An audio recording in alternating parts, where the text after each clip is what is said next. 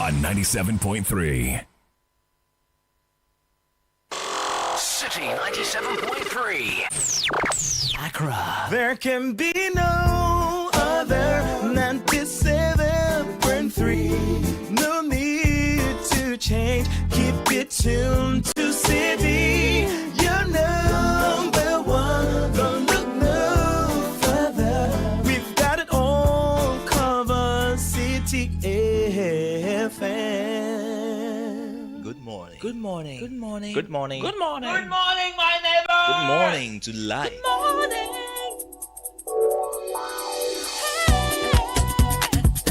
Music, talk, inspiration, in perspective. Express yourself. Good morning, my neighbor. Citi FM, your station. It's a refreshing lifestyle. Citi FM 97.3.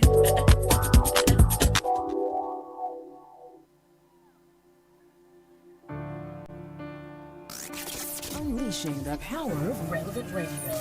This is Citi 97.3.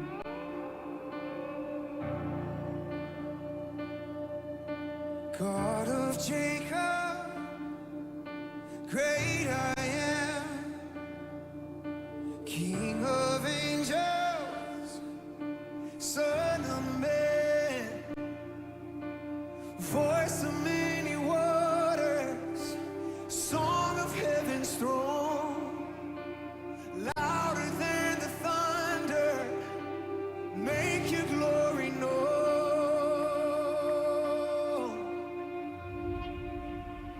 Hail, hail, Lion of Judah, let the lion roar. Hail, hail, Lion of Judah, let the lion roar. Hail, hail, Lion of Judah, let the lion roar. Hail, hail, Lion of Judah, let the lion roar.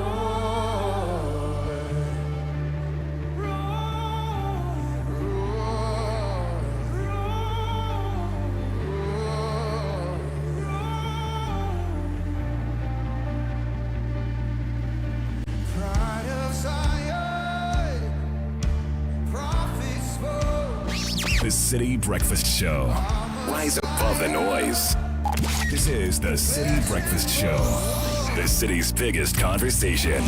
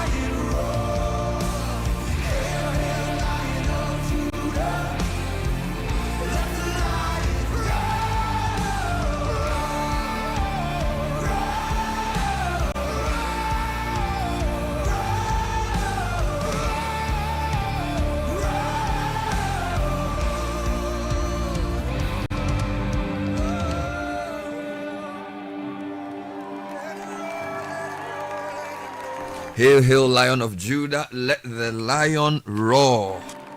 631 97.3 Citi FM. A brisk Monday morning, 30th of November. Prepare the way of the Lord, the voice of one crying in the wilderness. Every valley shall be exalted, every mountain and hill shall be made low. Every crooked road shall be made straight, and the rough places shall be made smooth, for the glory of the Lord to be revealed. So as we start off the show this morning, we're bringing you great song from Elevation Worship, bringing the time to 6:32 on the Citi Breakfast Show. Starting off with Business Sense, brought to you by Stanbic Bank. Well, some challenges we see, some see challenges, some see opportunity. Where others spot risk, we unlock value. At Stanbic Corporate and Investment Banking, we partner with businesses driving Ghana and Africa's growth.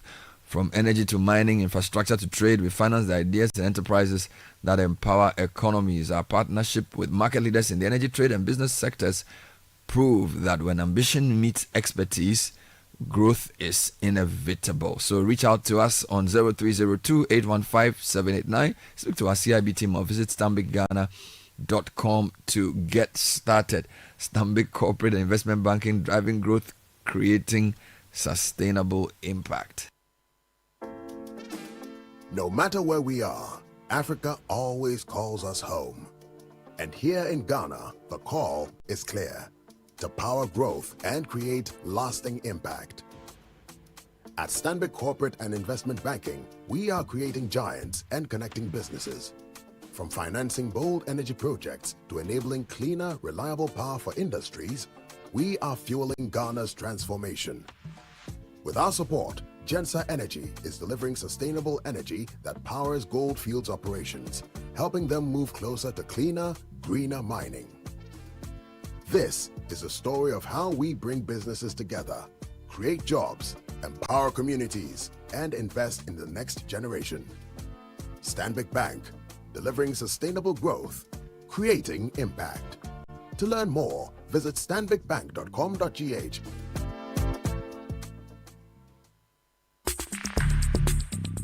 Join the conversation on the City Breakfast Show on Facebook at facebook.com/City97.3, Twitter at twitter.com/City973, and Instagram at instagram.com/City973 with the hashtag CityCBS. My favorite winter coat. This wind is blowing my mind. I see the kids in the street with not enough to eat. Who am I to be blind, pretending not to see their need? A son's disregard, a broken bottle top, and a one-man soul. They follow The City Breakfast Show. Rise above the noise. They got nowhere to go. That's why no one got to know. I'm starting with the man in the mirror.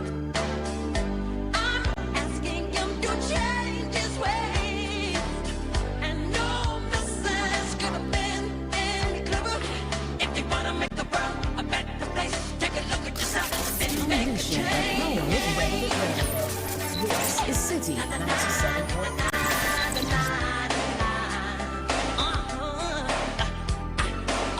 I've been a victim of a selfish kind of love. It's time that I realize. So it's 6:35 and we're going straight into the newspaper review segment. Today is the 3rd day of November, but it's also the first working day of this month. Welcoming you to the 11th month.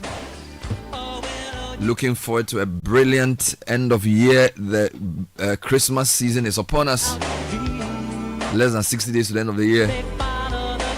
Don't forget, the last 3 days of November will bring you the Agri Fair, where every local produce, from grains to vegetables to fruits to livestock to poultry to the tubers, all will be on display for these next or for those 3 days. If you want to exhibit, you know what to do. Get in touch with us here on City FM Channel 1. My name is Bernard Abla. I'm here with Richard Sky and Caleb Kuda. Gentlemen, welcome. Thank you, Bernard. Good morning. Are we okay?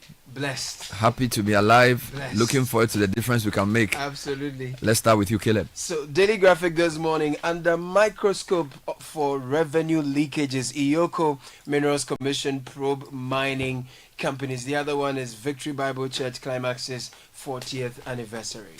Let me take you to the Ghanaian Times big story. Uphold integrity, respect rule of law. Deputy Defense Minister is telling soldiers, and almost all the big men in the army are holding some sticky beer. I don't know why they are always holding this one. Whether their waist is worrying them, I don't know. Whether it's a status symbol. Let me see. No, that stick, you can fold it into a chair.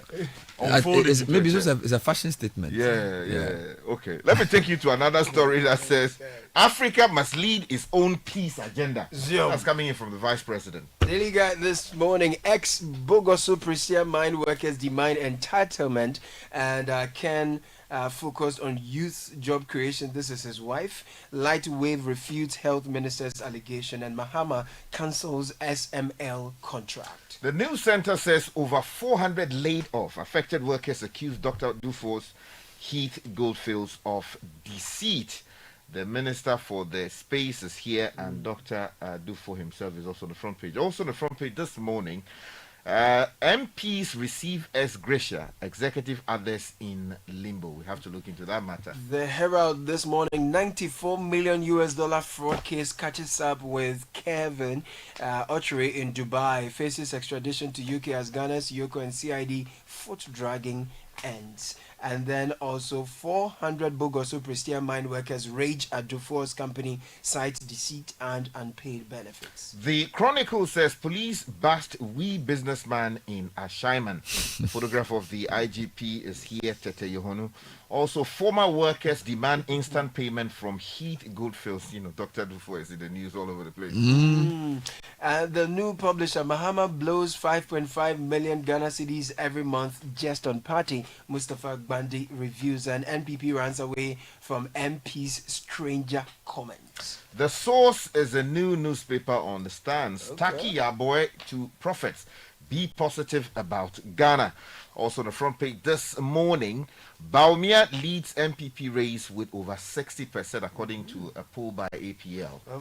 The Cocoa Board, okay, so Daily Democrat this morning, Pringpag calls for suspension of misinformation bill, and SNIT strengthens media collaboration to deepen public awareness. The Supreme newspaper says no permit, no approval. Chinese investors' activity at Pambro site sparks outrage. This story is on a number of newspaper front pages this morning.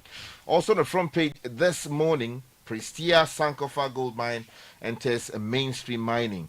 Invests some $3 million into exploration activities at Bondi. The Ghanaian Point, Volta will never be the same again. Economic zone to transform region, says Chief of Staff Julius Deborah. 9 months raids Galamsey site in Ahafo, arrest foreign national, and I entered politics to serve, not to enrich myself, Dr. Baumia. The same story is on the front page of the Ghanaian publisher. I came to serve, not to enrich myself, Dr. Baumia quoted here. And the story about the Chinese investor taking over 1,000, what do you call it, a site at Pambros is putting jobs at risk, and we are told some 1,000 jobs involved. Right, Daily Post is reporting that the German President Frank-Walter Steinmeier arrives in Ghana for a 3-day state visit, and Mahama calls for a new global order at Paris Peace Forum.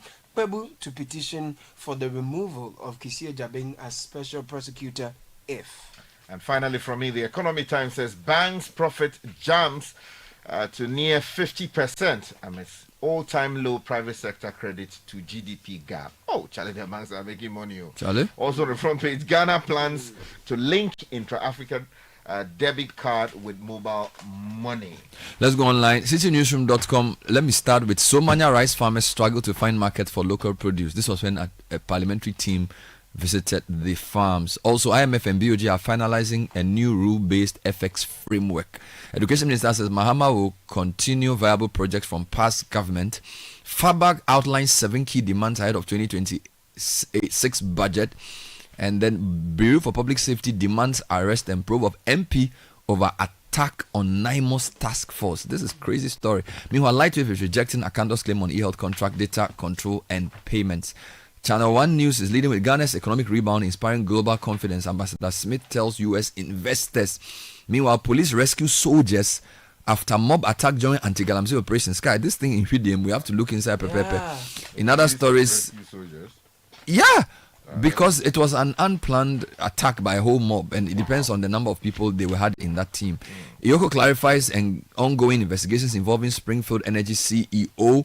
Presidency marks Breast Cancer Awareness Month with calls for action. And then 2023 College of Education graduates demand immediate posting. Oh my God. All of this on channel1newsonline.com. My Joy Online leads stories this morning. BOG to inject $1 billion into market for November under FX intermediation program. Presidency marks breast cancer month with call to turn awareness into action.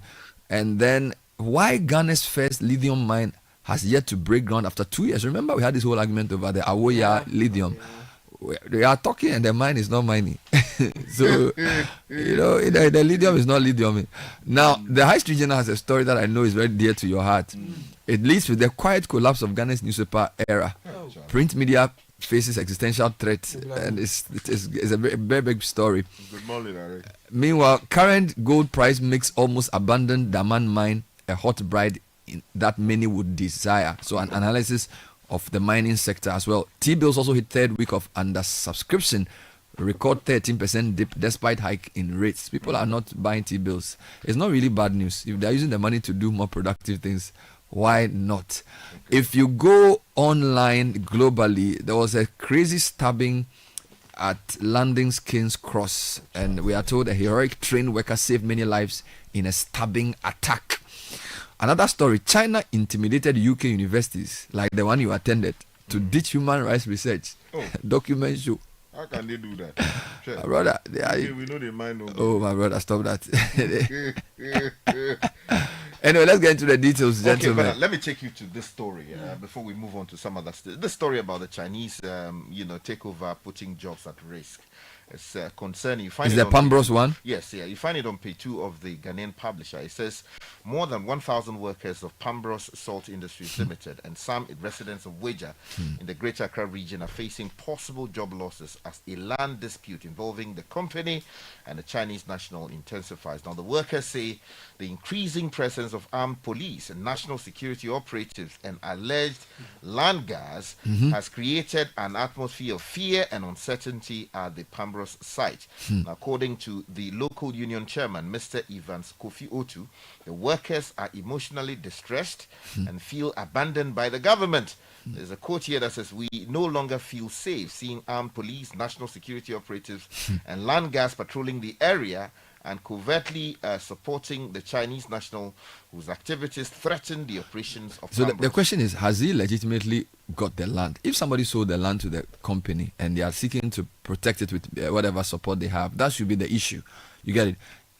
Is it an encroachment or a purchase? Authorities from the Wejagbari Municipal Assembly have confirmed that Tangwei has not received any construction or factory permit from the Assembly or the Environmental Protection Agency.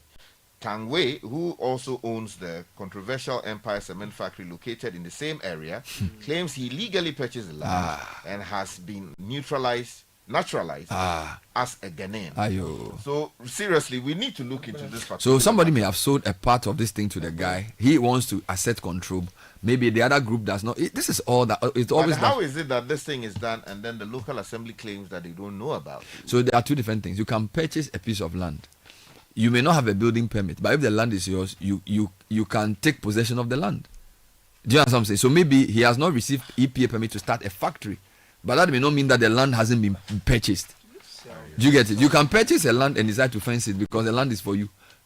So the people need to clarify that. Now there's another serious one that's happening, where in Shidiem, we are told a group attacked. Go into that. Yeah, so the residents have stormed the police station over Galamsey arrest. An overwhelming number of irate youth stormed the Shidium police station in the Hafo region, demanding the release of 2 of their people, as well as 2 vehicles, a Range Rover and an unregistered RAV4, seized at a Galamsey site. Additionally, the police seized a side handbag that contained a Smith & Wesson pistol, 2 pistol magazines, 21 rounds of 9mm ammunition and 12 phones. They also burned some wooden structures and mining equipment belonging to the illegal miners. Now, according to the police report, the arrest occurred after Colonel Dominic Bois, head of the National Anti-Illegal Mining Operations Secretariat NIMOS and some 9 other military personnel drove to the Shidiem police station and reported that they had spotted an illegal mining site at Bronikrum near Shidiem. On reaching the site, one Zachariah, the owner of the site, and Kwame Alex were arrested and the mining equipment seized. While the officers were at the police station, some irate mob from Shidiem and its environs, numbering about 600, besieged the station and demanded the immediate release of the 2 seized vehicles and requested the police to hand over the soldiers for them to be disciplined. Now, according to the report, the irate mob vandalized and smashed windscreen of a Toyota Hilux pickup with registration number AD 719125 belonging to the NIMOS team. Now, upon learning of the escalating situation at Shidiem Station, a team led by Regional Crime Officer C. Sup Prince Odum Kodia and a 50-member regional task force team led by Inspector Ofosu were dispatched to the scene. Okay. It's serious, guy. It's serious. And you see 600 people. They are not exaggerating. When you see the video, you know, so the NIMOS team had gone to do some operation in the general Ahafo region, and on their return, they saw this. You know, when people say government should take this Galamsey thing more seriously, and the government keeps saying, oh, we are doing... See what is happening. Because even soldiers, this other story says, soldiers and national security operatives arrested over chief install... Okay, this and this is not... So, see, 600 people mass up and demand that police release people who have been legally arrested. There are 9 most officials working with police almost overrun by this town. You get it? It's so well. They are the people on the ground. So they said they won't do state of emergency, but this is what they are doing. Oh, about Jatabi. If you don't treat this thing, the central government will not go to certain places in this country. Sky, there are places in other parts of the world who have allowed criminality to become so entrenched that even it become no-go area for police. This Galamsey thing is like that. If they don't take care of it, one day we may not even be able to talk about it. Let's go on. Let me take you to another related story. Over 400 laid off affected workers accused Dr. Dufour's Heat Goldfields of deceit. That story is on page 2 of the News Center. It's their lead story. Says more than a year after Heat Goldfields, company backed by the government of Ghana, in bizarre circumstances, took control of Bogoso Prisia mine from Blue Gold Bogoso Prisia Limited. A source to Future Global Resources, the takeover has as a successor, basically. No, let me take the whole thing. Take the whole thing. The way they've written the things away. Now, more than a year after Heat Goldfields, a company backed by the government of Ghana, in bizarre circumstances, took control over Bogoso Prisia mine from Blue Gold Bogoso Prisia Limited. It's a successor to Future Gold Resources. The takeover has degenerated into one of the most bruising labor and investment disputes in the country's mining sector. Now, over 400 laid-off workers are accusing Heat Goldfields, owned by former finance minister Dr. Kobena Dufour, of deceit, unfair treatment, and blatant disregard for their rights. Now, speaking at a press conference, the aggrieved workers led by Gabriel Madobi Oklite, convener of the former workers, complained of non-payment of lawful entitlements, discrimination, and mismanagement, warning that the situation has left hundreds of Ghanaian families in destitution. Well, $94 million fraud case catches up with Kevin Autry in Dubai. This is the Herald newspaper. Reports available to the Herald indicate the arrest of Kevin Autry, CEO of Springfield Exploration and Production Limited in Dubai, in connection with a $94 million fraud case filed by Switzerland-based Petraco Oil Company SA. Strangely, Ghana's Economic and Organized Crimes Office and the Police Criminal Investigations Department had both failed to act on petitions submitted to them by the Swiss company. The company was relentless in setting traps in the UK and the UAE after it became apparent that political patronage was determining the instigation of the criminal activity. We know Yoko has released a statement saying that they have launched 2 separate investigations on this particular one. So, all right, let me take you to rice. This is citynewsroom.com. So many rice farmers struggle to find market for local produce. Guys, this is becoming an all too familiar story. Rice farmers at the Lakope and Somanya are lamenting the lack of market access for their produce, despite insisting they have the capacity to meet Ghana's annual rice demand if given the necessary government support. According to the farmers, the persistent preference for imported rice has left tons of paddy rice unsold, with large quantities at risk of deterioration. They note that because local traders are struggling to sell Ghana-grown rice, they are unable to continue buying from farmers, creating a dire cycle of low sales and rising post-harvest losses. Now, these concerns were raised when the Parliamentary Committee on Environment, Science, Technology, together with the Climate Change Caucus, visited the rice farming there, and I commend Parliament for jumping into this. Okay. The rice farmers stressed that the increasing appetite for foreign rice is threatening the sustainability of local rice production. The farmers appealed to government for logistical and market support to enhance production and guarantee sales. A member of the committee, Dixon Chere Duya, urged government to introduce measures to reduce methane. You know, rice is one of the few things that grows in every region in Ghana, rice and maize. And we can meet our local rice demand, but somehow we keep buying foreign rice and farmers are struggling. That's why we've been making this noise all through the months. Yeah, Bernard, you know, yesterday I saw a story on Graphic Online, which also said that, what do you call it? Farm produce going bad, and let me just I think I saw that story. This was not even rice, it was a different product. I think cassava actually. I've just pulled up the story. Sacks of cassava at CMB. Yes, get the details for me. The story says that sellers from various parts of the city who frequent let me take it from the top. For the past 7 months, cassava sellers at the CMB market in the Central Business District of Accra have experienced low sales, leaving many of them with bags of unsold cassava. Now, sellers from various parts of the city who frequent the market to buy on a wholesale basis said many families were no longer eating fufu as they used to.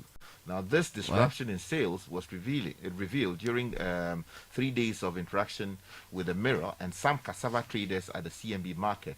Starting last Wednesday. Now, fufu is a Ghanaian delicacy from boiled and pounded starchy foods such as cassava and plantains.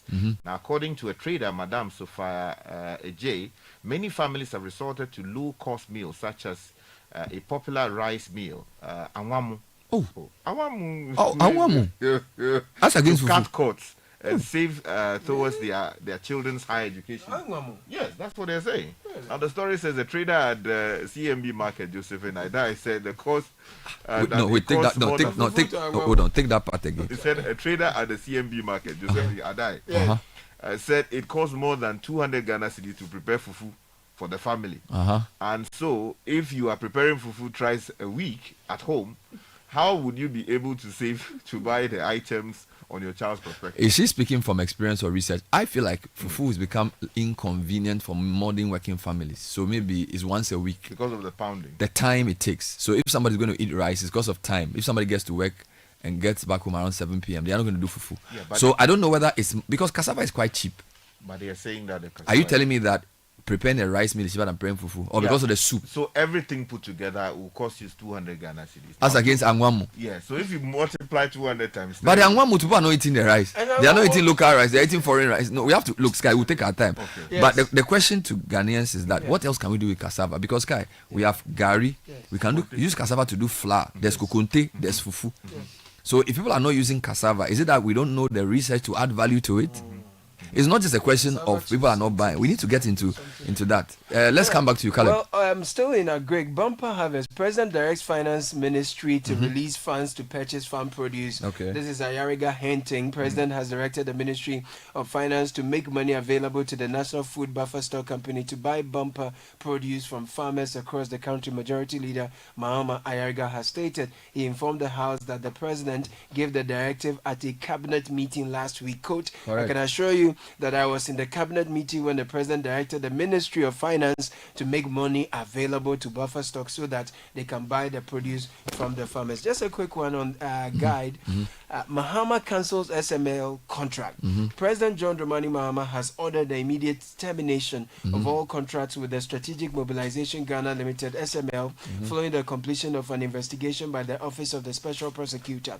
The directive, communicated through a letter signed by the Secretary to the President, Dr. Dr. Callistus Mahama, an address to the Minister of Finance, Dr. Kasiel Atufosin, instructed that all existing agreements with SML be swiftly brought to an end.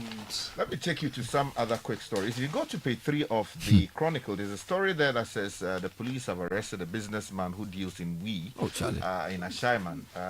John Bediako says police in Ashaiman have arrested a man identified as Francis Alidu in connection with a consignment of compressed dried leaves suspected to be cannabis concealed in a sack of cassava. Oh, Charlie, cassava again. And the arrest was made. So you are instead of eating cassava, they are using the cassava sack to do with.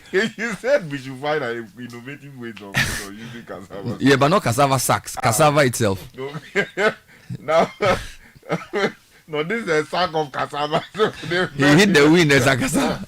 Now, the arrest was made in the night of Friday, October 31, 2025, following intelligence received from the whole police. Our people, why? What is going on in the Volta region? Now, according to a dependable deep throat source at the police headquarters, the police in Ho had apprehended a driver, Francis Alidu of Ashaiman, suspected of transporting the drug in question. Now, during interrogation, the driver was named as the consignee. Information was subsequently relayed to the Ashaiman police, who tracked Alidu and invited him for questioning. But what it is that we still need to do something about this. All right. Now, let me give you a couple of headlines. Ghana's print media is collapsing as readers shift to digital platforms, slashing newspaper sales, ad revenues, and jobs. Experts urge transformation through hybrid models, e-subscription, and diversified income to ensure survival. I believe you understand the story. Now, there's something happening in Nigeria that's pretty serious. President Trump is claiming that Christians are being attacked in that country. The Nigerian government says both different religions are attacked by these extremists. And this day online newspaper says the presidency of Nigeria is intensifying its engagement with Washington over Trump's military threat. So that's the latest. So story says the Nigerian presidency yesterday intensified diplomatic engagement with Washington following threats by the US president to launch a military intervention in Nigeria over alleged killings of Christians. Charlie, Trump is on a different level. On November 1, President Trump declared that he had instructed the Pentagon to begin planning for potential action in Nigeria. It's very close to home, and one that US aid would immediately be cut if the Nigerian government did not act decisively. Now, yesterday, the government of one of the states, Anambra State, Professor Chukwuma Soludo, reacted to the threats by President Trump, opining that the issues are more complex than the picture of a Christian-Muslim dichotomy being painted by the U.S. Soludo, who spoke during a media chat broadcast live on Arise News Channel and several other national television stations, further maintained that if for any reason the U.S. must step in, it must be on the invitation of the Nigerian government with due respect for international laws. Because, there are extremists that attack parts of the country. A lot of times it affects Christians, but also Muslims are affected. And this is what Senator, the governor of Anambra State is saying, who himself is a Christian, by the way. Talking about Christianity, if you go to the back page of the Informer, Ghana will not die, Bishop Taki Yalboy declares. For one paragraph of the story says the presiding bishop of the Victory Bible Church International, they are 40 years old. Yes, I declare that Ghana as a nation will not die. So congratulations to him. Meanwhile, Tanzania's president has won the election as hundreds feared dead in unrest. Demonstrations continued into the weekend. What was the percentage again? 98 point. It sounds like a new radio station in town. No, okay, she secured 97.66%. 98.6. The news review was brought to us by Fidelity Bank with our Sika Boom Reloaded. You can win up to 100,000 CDs in the grand draw. Visit any of our branches or agent points, deposit in multiples of 500 and win big.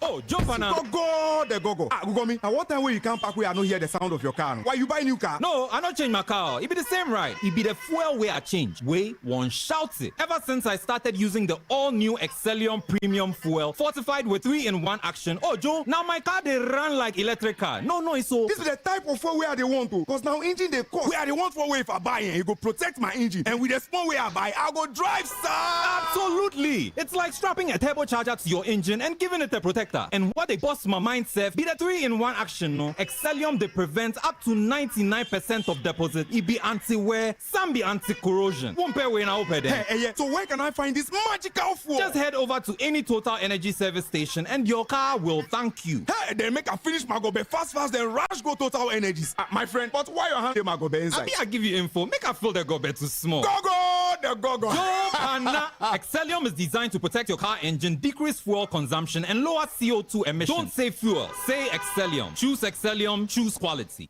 Sikaboom! Fidelity Bank say save and win. Muntio! Sikaboom! Just deposit and begin. Every 500 CDs you keep for a month, you get 1 point all at once.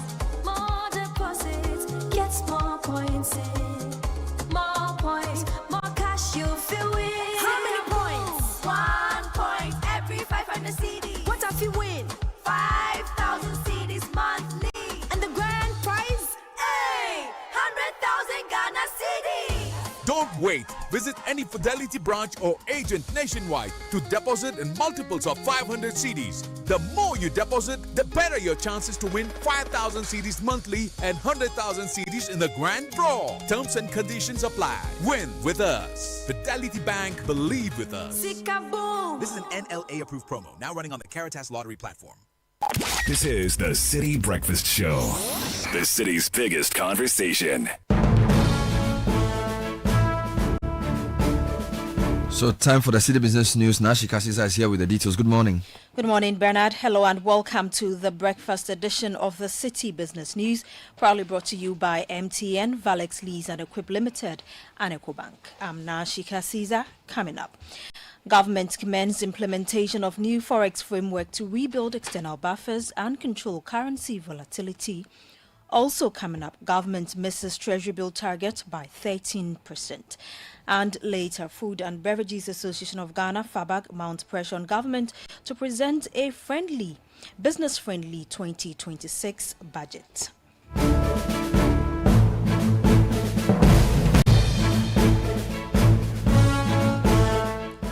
Let's settle for the details of our stories now.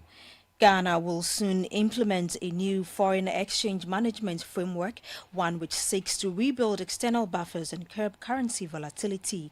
The development of this framework was part of the key considerations during the recently concluded fifth review of Ghana's IMF-supported program.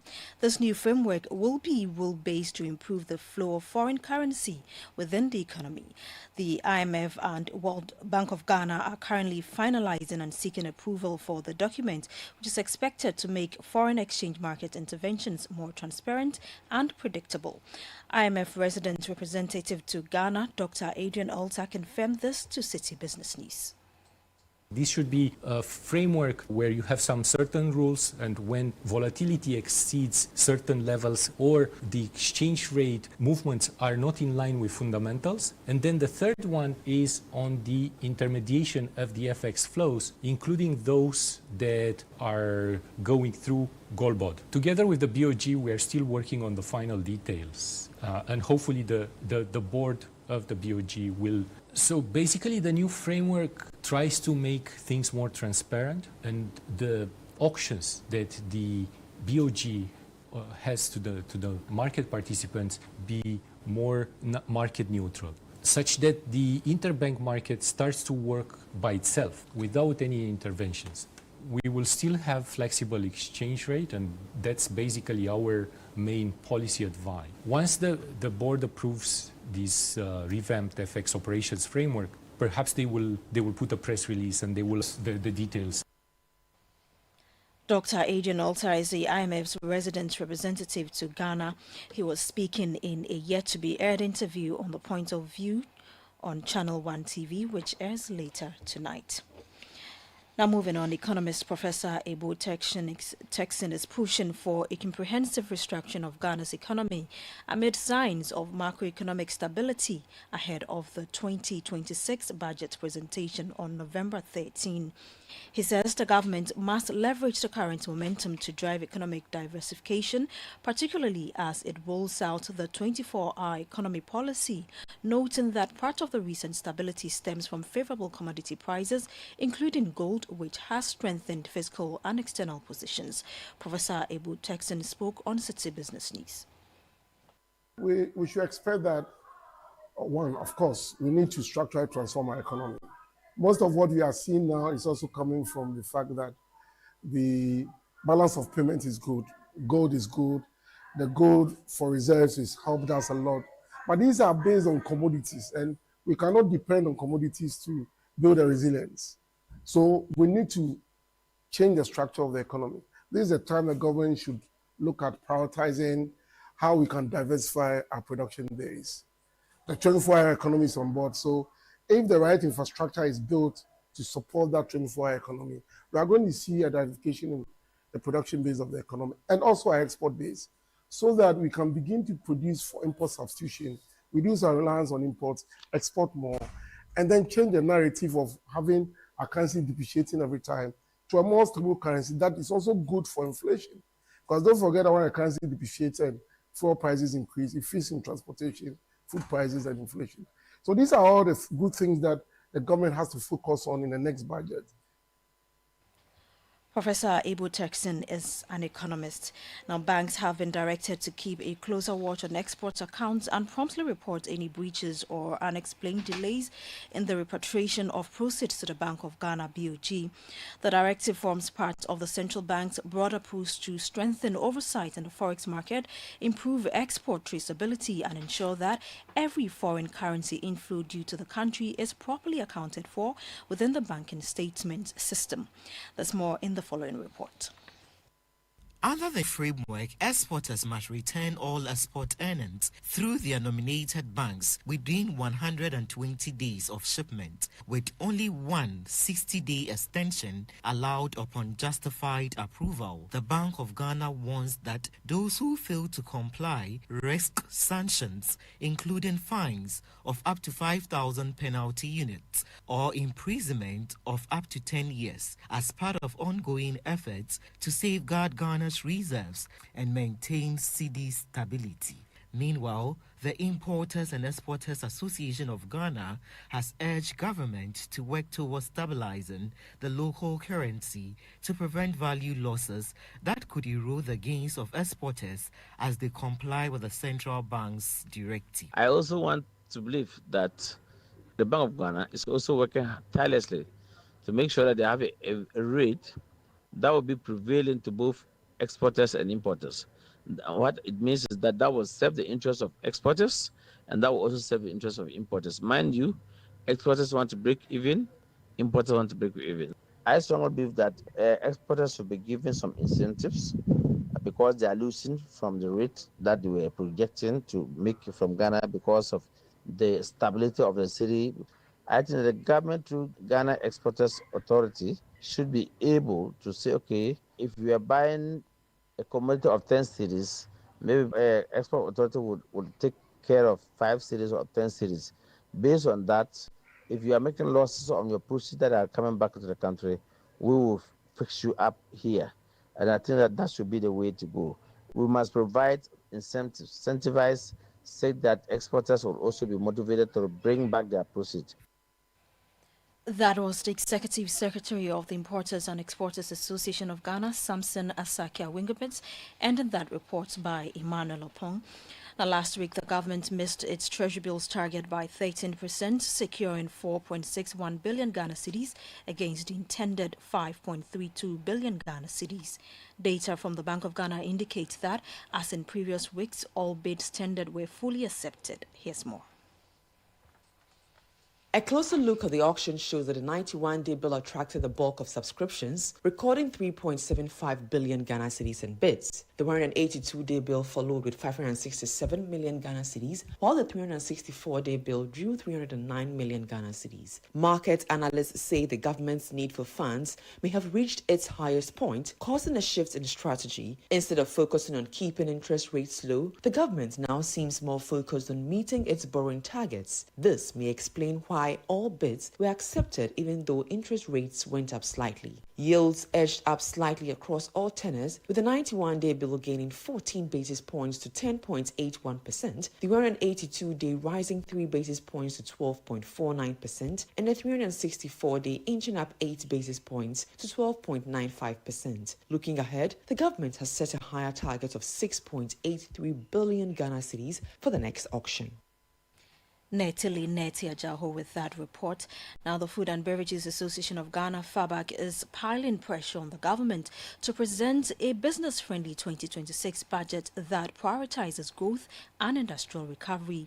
The association has outlined 7 key expectations it wants captured in the upcoming budget. These include a reduction in nuisance taxes as well as measures to stabilize forex and inflation, among others. Executive Chairman of FABAC, John Awuni, says the industry continues to face mounting challenges which are eroding investments and threatening jobs. He tells Citi Business News urgent government intervention through the 2026 budget is needed to reverse the trend and restore confidence among industry players. We hope that the finance minister will not introduce new taxes because the business environment is still very acidic. Businesses have not yet recovered from the shocks of the activities of the past government. A lot of businesses are in distress, and sales have dropped almost by 70% in the food and beverage sector. So we hope that you will come out with policies that will encourage and stimulate the business environment.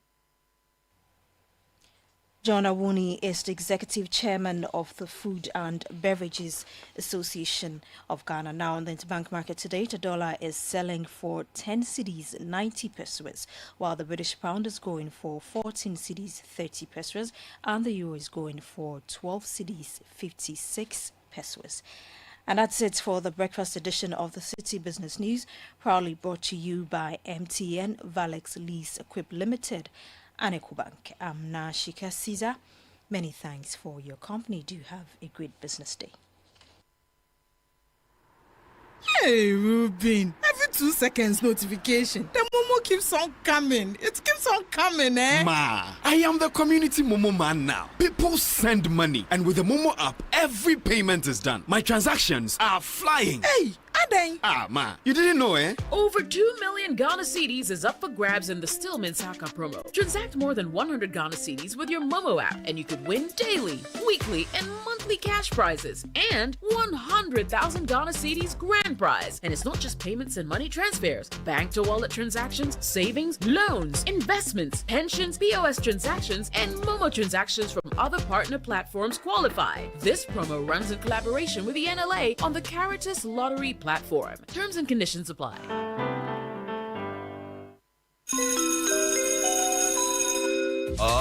Announcing Ghana's first unlimited photocopier leasing. Yes, from just 983 Ghana cedis, you can lease a multifunctional photocopier and print unlimited. Yes, unlimited and free paper every month. Guess what? That's not all. Toners, repairs, and maintenance all are free. And oh, I'm not kidding at all. And we cover the whole country. Yes, the whole country. What are you waiting for? Just visit us at www.valexlease.com or call 0244 644048. I repeat, or call 0244 644048. Remember, terms and conditions apply. Valex Lease, affordable document management solutions. We asked Ghanaian business owners what they want from Old Mutual. I want insurance and pension solutions that will protect my employees. Your business growth is our business. For 180 years, we have partnered with businesses to protect and grow their most valuable assets. From tailored group life assurance protection to affordable pension plans, we've got your business and your employees covered. Contact your broker or call Old Mutual on 0509 551 609 today. Old Mutual, do great things every day.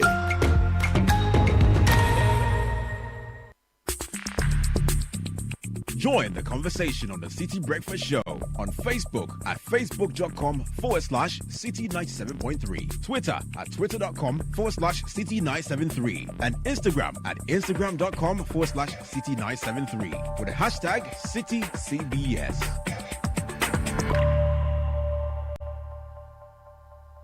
This is the Citi Breakfast Show, the city's biggest conversation.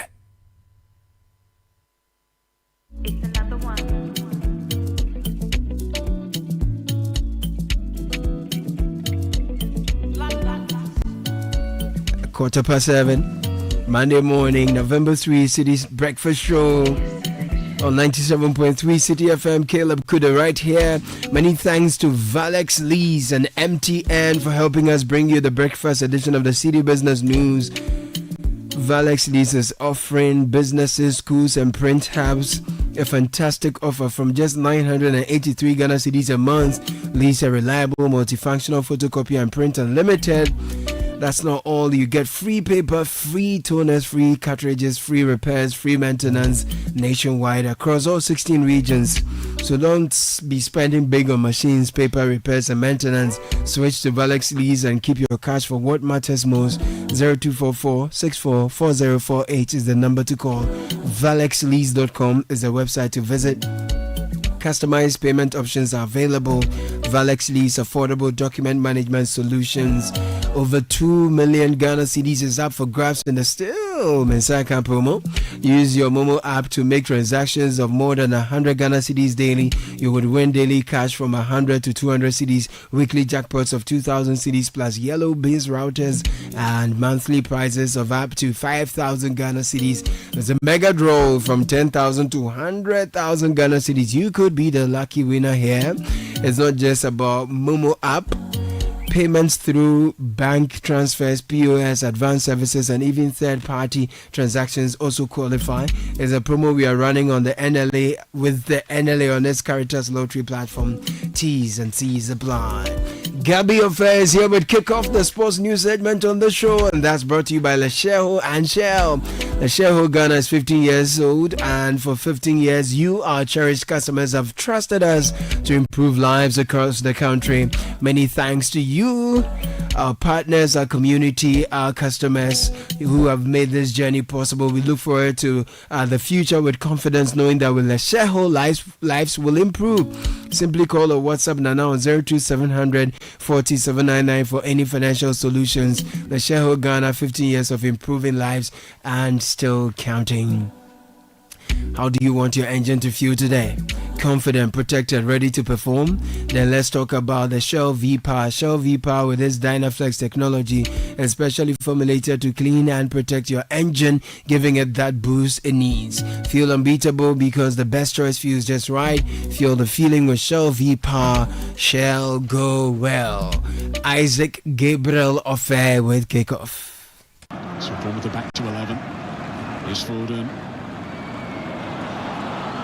Nico O'Reilly, he's patient. Oh, he picks his spot. Such a calm, collected finish. It's the first goal of the season for Nico O'Reilly.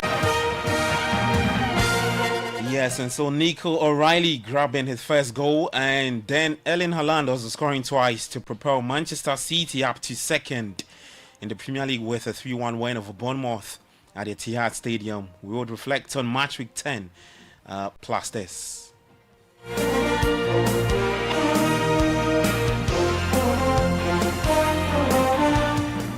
Marcia Santos got a match day 8 game against Instructorman.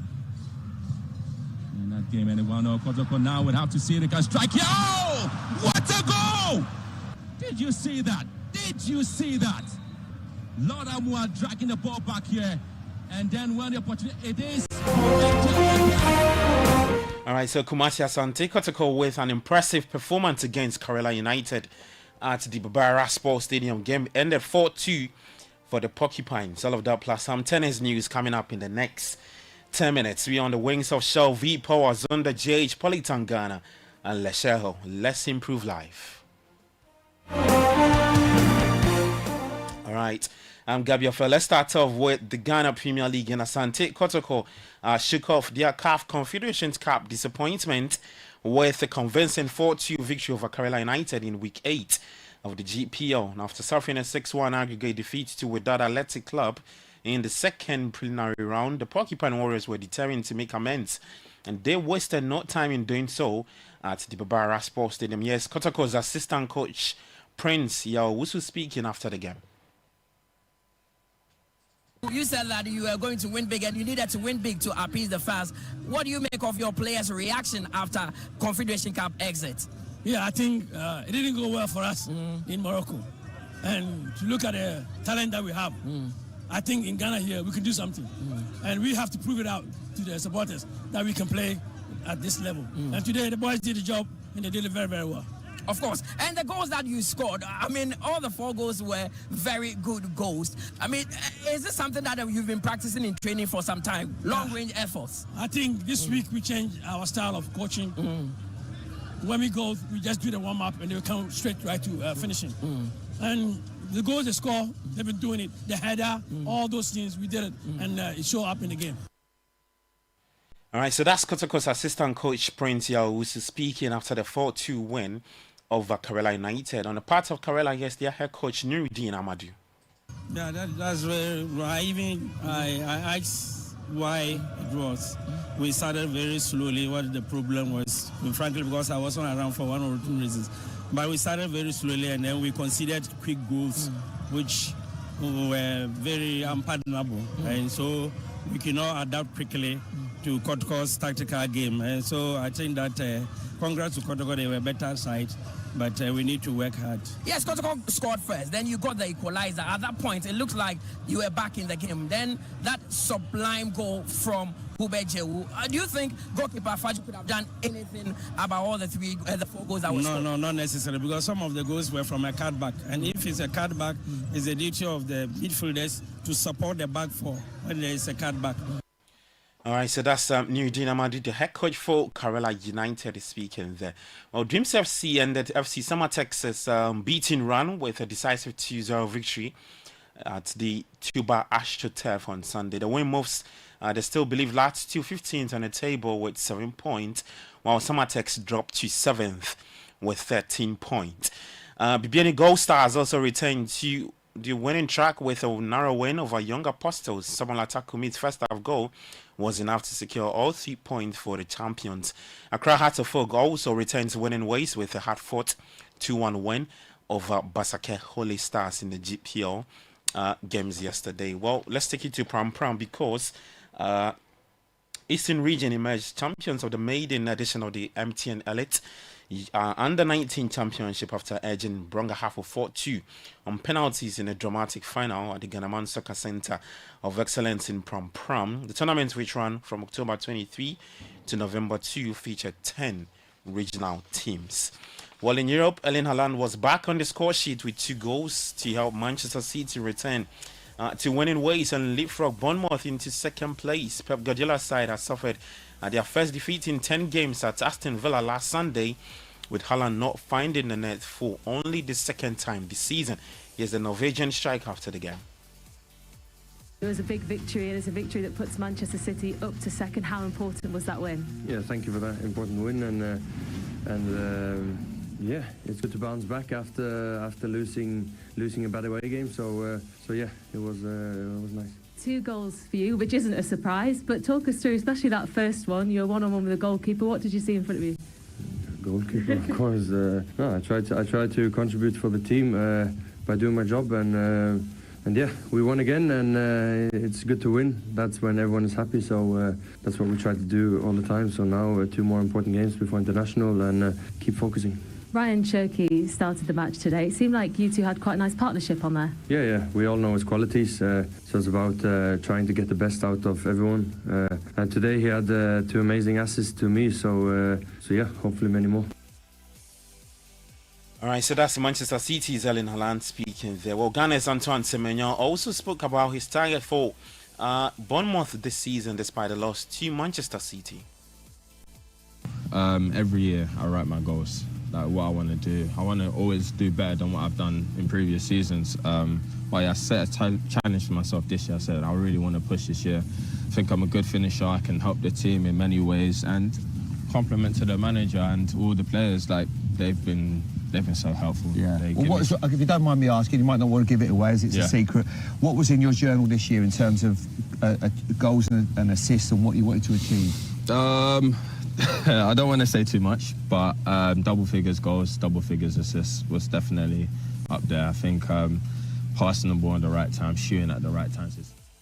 All right, so that's Ghana's Antoine Semenyo speaking there. At the London Stadium, West Ham United came from behind to record their first home win of the season against Newcastle United at the London Stadium. On Saturday, Mohamed Salah scored his 250th Liverpool goal as the Reds ended their 4-game Premier League losing streak with a victory over Aston Villa.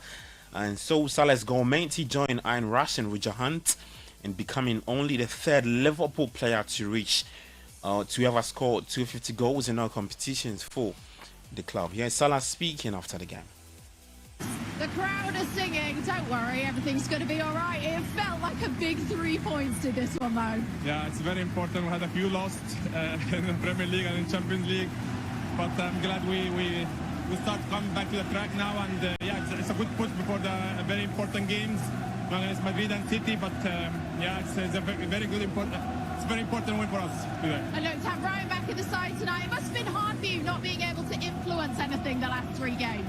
It's so loud. I'm saying you're just pleased to be back. Yes, of course, of course. I had a little injury, been out for 10 days, but I'm happy to be back with the team again. All right, so that's Liverpool's Mohamed Salah and Ryan Gravenberch speaking there. Well, Premier League leaders Arsenal continue their impressive start to the season with a comfortable 2-0 win at Burnley to making 9 consecutive victories in all competitions. Goals from Victor Gyökeres and Declan Rice sealed the win for the Gunners. At the City ground, Amad Diallo lashed home a thunderous 81st minute volley to earn Manchester United a point against Nottingham Forest at the City ground. At the Tottenham Hotspur Stadium, it was João Pedro ending his 10-game goal drought to give Chelsea a deserved victory as Tottenham were booed off after another dismal home performance. Here's Spurs boss Thomas Frank. Thomas, that must be particularly frustrating, not just the defeat, but the manner of the performance as well, the boos at the final whistle. How can you put that into words? Of course, that's not... it was not a good performance today. Today we played against a Chelsea team that were better than us. We were definitely the second best. Unfortunately, we couldn't find that energy and intensity that is needed in a game like this. And then when we got 1-0 down, we're chasing. That just added to keep going. Bad decisions that we never really got on top in the game. Very, very few spells. All right, so that's Spurs boss Thomas Frank speaking. Later today at the Stadium of Lights, Sunderland will face Everton at 8 p.m. in the PO. Well, Southampton have also sacked manager Wolves still. The Saints sit 21st in the Championship, 3 points above the relegation zone, having won 1 of their 13 league games. Wolves also parted ways with head coach Victor Pereira following a poor start to the Premier League season. Sunday's 3-0 defeat to Fulham left the club bottom of the table, still in search of their first win after 10 matches. Let's finish off in Spain. And Marcus Rashford scored for Barcelona as they bounce back from their El Clasico loss with victory over Elche last night. On Saturday, Kylian Mbappe also scored twice as Madrid comfortably beat Valencia by 4-0 at the Santiago Bernabeu. Ghana's Thomas Partey also played full 90 minutes for Villarreal as they beat Rayo Vallecano by 4-0. Now in tennis, Yannick Sinner beat Felix Auger-Aliassime to win his first Paris Masters title and reclaim the world #1 ranking from rival Carlos Alcaraz. The win lifted the 24-year-old Italian 250 points above Alcaraz in the rankings before the season-ending ATP finals begin on November 9. So good one for Italy's Yannick Sinner. And that's the very latest in the world of sport. For more, you can head to citysportsonline.com and on X at City Sports JJ. Kickoff was proudly brought to you by Shell V Power, Zonda JH, Polytangana, and Lesheho. Let's improve life. I'm Gabi Ofe. Enjoy the rest of your day. Do take care and bye-bye.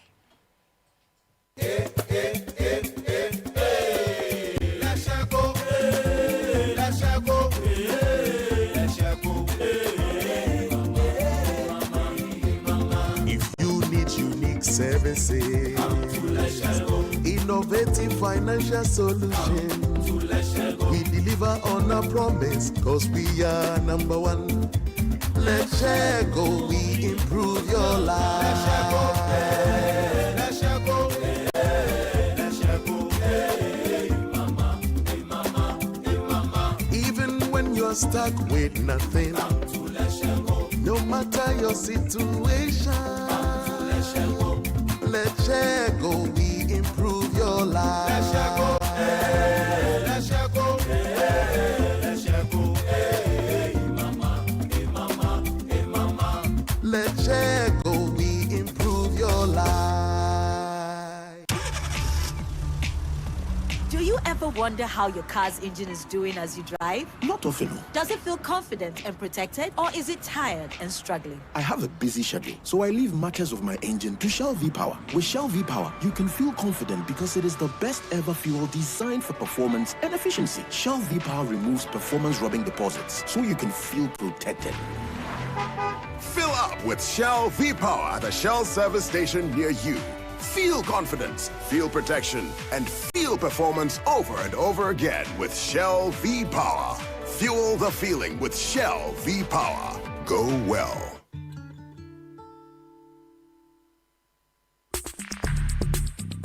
Join the conversation on the City Breakfast Show on Facebook at facebook.com/City97.3, Twitter at twitter.com/City973, and Instagram at instagram.com/City973 with the hashtag CityCBS.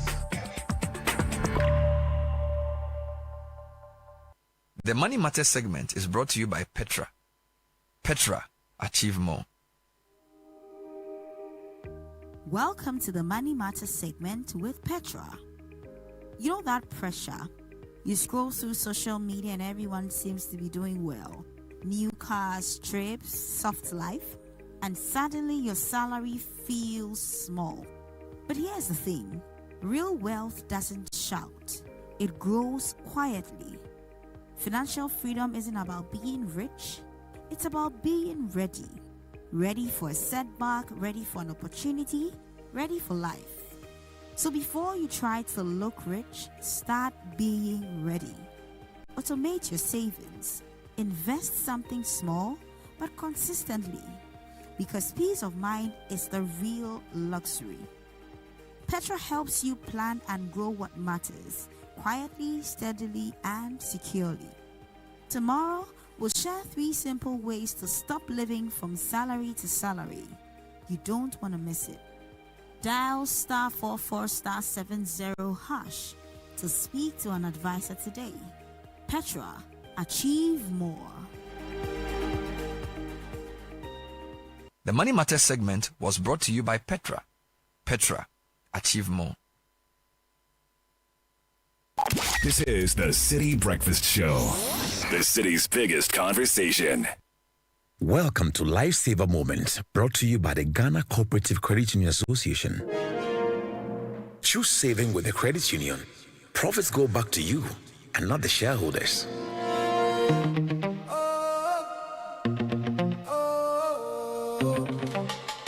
Nobody cushions you like your credit union. Nobody cushions you like your credit union.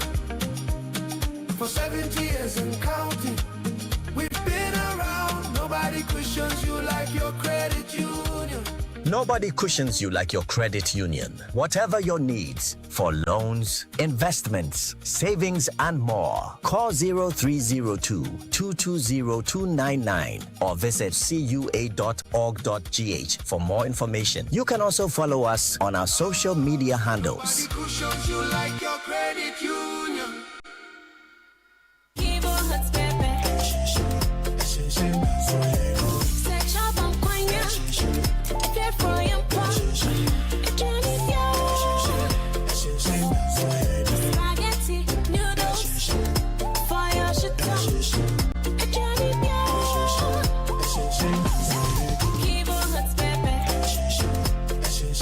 New Kivo Hot Pepper Powder. This advert is FDA approved. Imagine a home where comfort meets quality and energy savings, where every warm shower feels perfect. That's the everyday luxury you enjoy with Ariston water heaters, with Italian quality built to last for your family's comfort. With its cutting-edge technology, smart power-saving features, experience hot water on demand, and energy savings for comforting warmth every morning. Upgrade your home with the trusted quality of Ariston water heaters today. For more information, visit our website www.ariston.com. Good afternoon, sir. Good afternoon, madam. Is that not my daughter's picture and name on your school's billboard? Oh, yes. But why? Is that how things are done? Oh, madam, But I thought you would be happy to see your child's picture on display by the school. She's a star. Star for what? Look, take that billboard down right now. My child and I need to know when our personal information is being shared, how it is shared, and what it is used for in any organization. It is my daughter's personal space and her privacy matters. Why would you do that? Madam, please, exercise patience. Assert your privacy rights. Request erasure. Restrict the use of your information. You can give and withdraw consent to the collection, usage, and disclosure of your information from any organization. It's your rights. It's the law. Privacy is everyone's responsibility. To learn about your rights and more, visit www.dataprotection.org.gh or call 0256 301533. Remember, privacy is personal. It's the Electroland Xmas are picking one more promotion. Citi is appreciating and Electroland is offering. Buy Nasco LED TV from 699 Ghana cedis, and when you buy Nasco French door, you get a free 5-gas cooker. Buy Nasco 425-liter chest freezer and get free 24-inch TV. Now buy the 545 to 800-liter Nasco chest freezers and get free tabletop fridge. Buy selected TCL smart TVs and get free TV wall bracket, air purifier, and professional monitor. Or you can buy TCL side-by-side fridge and get free 24-inch LED TV. Buy the Samsung QLED 4K Neo TVs from 65 to 100-inch and get your free music frame wireless speaker. Buy Samsung DuraCool Twin Cooling Plus and get free blender or 4-burner gas cooker. Now rush to Electroland showrooms or authorized dealers in Ghana. Call 050-315-9339 or visit www.electrolandgh.com. Whether you're buying water from your favorite spots in Osu, shopping online for the latest styles, or booking your next getaway to Dubai, MasterCard gives you the freedom to pay your way. Insert, tap, swipe, click. So many options, yet so easy. With layers of security protecting every payment, your money stays safe. From Trotro to travel, MasterCard connects you to the life you've earned and the one you dream of. Ask your bank for a MasterCard today. MasterCard. Safe, convenient, priceless. This is the Citi Breakfast Show, the city's biggest conversation. The Citi Breakfast Show. Rise above the noise.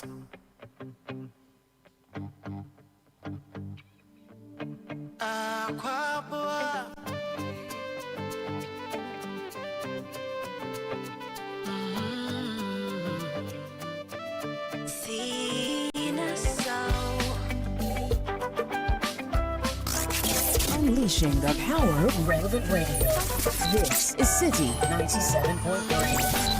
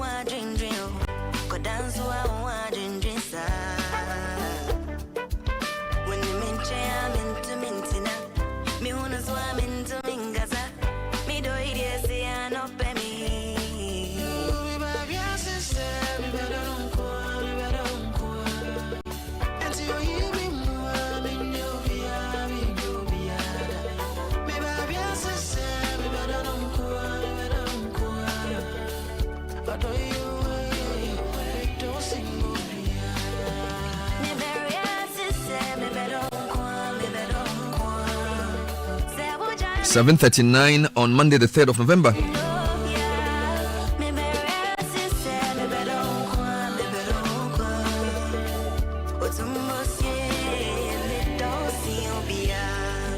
Wishing a few quick happy birthdays on the show this morning. Yes. Kindly help me wish my son Ace Nukunu Bekwe of Kids at Heart International School a happy 7th birthday. Oh, you're 7. Happy birthday from your dad, John Mark Bekwe, and mom, Dorinda, and the rest of the family. We love you so much. Please wish Nana Teria Okre happy birthday from the FFF clan. Triple F clan. Triple F Nana clan. Teria Okre is the head of the legal department for Parliament and a former staff member of Citi FM, a really, really great young man. I don't think he's a young man anymore. But now he's I think he still is a young man. Now he's a middle-aged man. Well, if you use Nana Akufo-Addo referring to Alan as a young man in 2007, you can say Nana Tevia as a young man. Nana Tevia! Oh, you're a big man. Happy birthday to you. I'm sure Clement is joining this one. He sent it actually. Oh, he sent it very well. That's very, very good. Yes. Council, good morning. Happy birthday to Mr. Felix Baidu, Public Relations Officer, Lejokuku Municipal Education Office. May the good Lord continue to bless you. This is coming from your staff office. And this one came all the way from last night. To the one who gives his all for me and our children, whose love, care, and selflessness hold our world together. You make us feel safe, loved, and complete. Happy birthday, my love. You are our greatest gift. God bless you. This is to Mr. Richard Ama Apia of Bank of Ghana, the Bank Hospital, and next from your beloved wife, Mrs. Theodora Abna Ama Apia of GCB Bank, Boundary Road Branch, and your children, Diana, Amanda, Richard, Richmond, and Richardson. All right. Happy birthday to Aram and Yaira Kumanoi. You are 19 today, coming in from your mom, Valeria, and your dad, and all your cousins, Aram and Yaira. Aram, you are a student at UPSA, and Yaira, you are at KNUST. Happy birthday to you. Please wish my husband, Emmanuel Mensah Blibo, a happy birthday. Wishing my soulmate the happiest birthday. You make life so special. This is from your wife and children to Mr. Emmanuel Mensah Blibo. Birthday should mean much more than requests. They can also be spending. And with MasterCard, you have the power to shop and make payments on the go. Let's talk about convenience and safety when it comes to your money. Buy breakfast, lunch, a snack or dinner, all with your MasterCard. You can even shop locally, internationally with just a tap. Leave cash in the past, go to your bank and switch to MasterCard today and be on your way to something truly priceless. We have two big issues for you. Mayhem at Hidiem as a mob of close to 600 people attack no meaner person than the commander of the 9 mosques and 9 other soldiers. They had to literally take refuge in a police station, and they needed the support of a Zongo chief to get them out of the grip of this irate mob. A member of parliament for Esutifi North was deeply involved in instigating this thuggery. We'll deal with this matter shortly. Also, we continue with the conversation. Eat what you grow what you eat. Two big stories this morning. The Parliamentary Committee on Environment was at Somanya, and it's an all too familiar story. Rice farmers say they have enough rice, nobody's buying. And then, of course, a very interesting story in the graphic over the weekend that cassava sellers say people are not buying cassava anymore because they prefer angwamu to fufu. I don't understand. If you are a family who, please help me here understand this. How is angwamu overtaking fufu? And I'm told now that according to this report, some families say fufu is more expensive to prepare, and therefore they are resorting to rice, onion, oil. How is that even an issue? All right, so all of that coming up on the show this morning. We're here, happy to hear from you. 054-998-6996. But if you're a gig worker, a website designer, consultant, writer, delivery partner, or freelancer, or into any commerce of E-type, you can secure your future with SNIT, even without a traditional employer. Because you work hard to make ends meet, when things slow down or when sickness or injury prevents you from working, you need a partner to step in to ensure your income today. Contribute regularly and enjoy the old age pension for life with annual increases to keep you secure. No matter how little you earn, SNIT can cover you. Call 0302-611-622. Visit any of our 53 branches nationwide or follow us at SSNIT Ghana. SNIT will deliver on our promise. You can send money across Africa straight from your phone with Zenith Bank's USSD star 966 hash. So whether it's a payment in Nairobi or some transaction in Lagos, you can simply dial star 966 hash, select Zenith Cash, choose cross-border transfer, select destination country, and follow the prompt. No app, no stress. Whether you're supporting family, settling a bill, or paying vendors, star 966 hash has covered you across the continent. Zenith Bank, in your best interest. And if you're a customer of Enterprise, you should be enjoying Advantage Points, the loyalty program that rewards you for staying covered the smart way. Customers can rack up points with score awesome rewards just by making purchases, renewing policies, and more. Log into your account, access Advantage Points, and start earning points for rewards like Momo and airtime. Visit my.enterprisegroup.net or download the Enterprise Advantage app to get started. Enterprise, your advantage. Kickstart your day with the irresistible chocolatey goodness of Twitsco, enriched with NF4, a combination of energy-boosting minerals and vitamins, including B vitamins, vitamin C, D, iron, and many more. It's going for just 2 Ghana cedis, so give yourself and your little one a treat. Simply mix with water, add milk, stir, and enjoy. Twitsco, power your dream. I go Ghana, I go. Absa Bank Ghana Limited has great news for you. Banking just got a whole lot easier, and it's happening right in your neighborhood with Absa Agency Banking. With the Absa Agency Banking, you can now deposit cash, withdraw money, and pay your bills quickly, safely, and conveniently. That's right, no need to travel far or wait in line. It's banking made simple. If you're a business owner or someone who loves serving your community, why not become an Absa Bank agent? It's a great way to earn extra income, grow your business, and help bring banking closer to the people. If you're interested, please call us on 0531 036610 or visit absa.com.gh to apply. Absa Agency Banking, fast, safe, and secure. Your story matters. Absa. All right. Attention Ghana, Indomie has a mission for you, and the reward, a trip to Disneyland Paris plus amazing prizes. Your ticket right inside every Indomitable Hero Pack. Here's how the mission works. Step 1, buy any Indomie Hero Pack. Each pack comes with a special heroic comic book. Step 2, check your code on the first page of the comic book. And then step 3, dial star 844 star 44 hash or visit www.indomighana.com to enter your code. Every code you enter could win you rewards like free PS5s, TVs, iPhones, tablets, bicycles, and free Indomie. And at the grand finale, 5 lucky heroes will fly off to Disneyland Paris. So don't miss this opportunity. Join the mission today. Allez! Indomie, tastes great. Now picture this. You've finally gotten that opportunity you've always looked forward to. You invite your long-term crush over or home to a home-cooked candlelit dinner, and she accepts. The day comes, everything is set. She calls, she's 5 minutes away just for the lights to go off any day. But today, G&J understands that some moments should never be interrupted. That's why we keep your world powered with reliable generators, solar energy, and UPS solutions, so the power never stops. G&J is your go-to for total energy solutions. GJTechGhana.com is our website. G&J, your energy partner. All right, now I'm going to give you highlights of this story. It's in a lot of newspapers, but I think the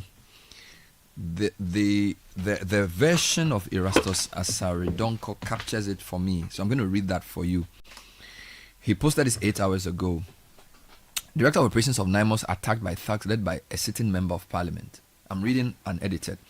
On Saturday, 1st November 2025, the Director of Operations of the National Anti-Illegal Mining Operations Secretariat NIMOS, accompanied by 10 soldiers, conducted a reconnaissance mission in the Afafo region. The objective was to identify a suitable location for the permanent deployment of a NIMOS field task force in line with Secretariat's strategic plan to sustain anti-illegal mining operations. While traveling along the Goso to Hwidiam Highway, the director's attention was drawn to an excavator engaged in mining along the roadside near Bronichrome. The team diverted to the location and apprehended several individuals actively mining. The director instructed the suspects to refill the pits they had dug to prevent further environmental degradation. The director then ordered one of the arrested persons to call the site owner. The first individual to arrive identified himself as a defense intelligence representative from the Afo region. Shortly after, an individual named Alex arrived in a Toyota RAV4, arrogantly claiming ownership of the site. Another man arrived later in a Range Rover and was also arrested. While at it, the NIMOS Field Task Force set ablaze shelters used as offices and shelters by the illegal miners. A search of the suspects' vehicles led to a shocking discovery. The team found 1 Smith & Wesson pistol, 2 pistol magazines and 21 rounds of 9mm ammunition, 12 assorted mobile phones, a black side bag, cash amounting to 11,000 Ghana cedis, 1 power bank, and a Lexus ignition key. While arrangements were being made to convey the suspect to the Hwidiam police station, the Member of Parliament for Sotifi North, Honorable Ebenezer Kwekuado, arrived at the scene with several thugs.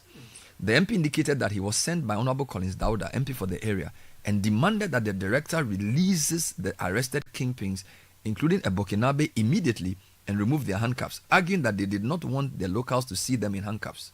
The director politely declined the unlawful request, maintained that the arrests were appropriate and that the right procedure be followed through to the police.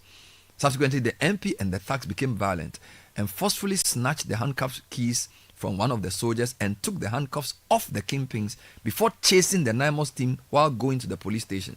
Upon arrival at the Hwidiam police station to lodge a report and hand over the suspects and exhibits, a crowd of about 600 people from Hwidiam and nearby communities surrounded the police station. The mob, incited by Honorable Ebenezer Kwekuado, demanded the immediate release of the arrested suspects and seized vehicle. They warned that they would discipline the soldiers if their demands were ignored. The situation quickly turned more violent. The director of operations, Toyota Hilux pickup, was vandalized, and the mob threatened to burn down the police station, even when the MP was reminded to call his mob to order. The tense standoff created a serious threat to life and property, placing immense pressure on both the director of operations and the police officers on duty. Responding to a distress call, Chief Superintendent Prince Odom Kodua, the Ahafo Regional Crime Officer, led a 15-member regional task force headed by Inspector Ofosu to reinforce the local police. They were supported by Superintendent John Atanga, Divisional Commander for Goso, Superintendent Topoku Yamua, District Commander for Kenyase, and other senior officers. Even with the reinforcements, the atmosphere remained extremely volatile. The Zongo chief of Hwidiam, Alhaji Mohammed Bashiru Zariki, stepped in and appealed to the crowd to remain calm. However, as night approached and power went out, tensions heightened further. To prevent bloodshed and protect lives, a joint decision was made by the police, the military, and the Zongo chief to release the keys to the seized vehicles in order to calm the crowd. The Zongo chief then offered his Toyota Sequoia 4x4 to evacuate Colonel Bua, the director of operations, and his officers to safety at the Newmont site in Kenyase under police escort. During the evacuation, the soldiers were physically attacked, and the chief's vehicle's vehicle's rear windscreen, the Zongo chief's vehicle's rear windscreen, was shattered. Thankfully, no injuries were recorded. The director of operations described the MP's actions to influence the release of the suspects as unfortunate and a serious obstruction of NIMOS operations, and emphasized that the fight against illegal mining requires all citizens, especially influential figures in the society, to act on the side of the law, not to shield offenders or incite rogues to obstruct justice as happened at Hwidiam. Meanwhile, the NIMOS officials, including the director, were safely escorted out of the chaotic situation unharmed due to the professional and tactful management of the crisis by the director and the Hwidiam Ahafo police. NIMOS remains poised despite the unfortunate incident and warns all galamseyers to desist from any such acts in the future. The director of operations reiterated that the efforts to combat illegal mining will continue regardless to help clean Ghana's waters and forests, as well as restore sanity to the mining space. So the way this is written, it appears to be the narration from NIMOS because of the way it ends. But I find it on a colleague journalist page, putting everything together. So people of Ghana, this is what is happening in our country. 600 people, supervised by a member of parliament, attack a colonel who leads our anti-illegal mining operation task force, together with 10 soldiers and policemen. And if it wasn't for the intervention of the Zongo chief and the reinforcement from Goso, we would have had a different situation on our hands this morning. So that is the story for... The song I actually need is not how you are playing. Oh yeah, Mojata. That's the song. That's the song. What you are playing, I don't know what you are playing. I'm sure he's playing Babylon. No. This is Jata. This is crazy. And then the story then is accompanied by photos of the arrested individuals who were doing the illegal mining in the first place. Right? So it took the intervention of a local chief and police reinforcement to prevent what could have been the killing of Colonel Bua and 10 soldiers and the police at the Hwidium police station. And this is Saturday 1st November. And the person who led the mob is the MP, according to the story, of the Sutifi North. I have questions. First point, he's not the same as the Reverend Kwekudua, who is your MP. Yeah, Reverend Kwekudua. I know.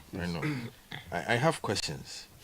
I am hoping, maybe not questions. I am hoping we get an official statement from NIMOS on this. This happened on Saturday. Today is Monday. So we can say Sunday they were not working. But today is a working day. So it will be instructive to get a statement from NIMOS to give us a recall or a narration, of this particular encounter. Yes. One. Not because Erastus's account is not to be trusted, but because we need an official. Because his account aligns with our account on Citi. It accounts on about 3 newspaper accounts. But you are right. Yes. We want an official sign. You see, because I'll make a point about why I'm saying we want an official statement from this. Because once NIMOS makes an official statement, it allows us to then stand and say, this person has been mentioned. This person has been mentioned. That person has been mentioned. We have seen some of these incidents happen before. Hanabisu, who is the MIF or one of those, she's head of something these days. Minerals Development Fund. Had a similar encounter a while back. I don't know whether there was an official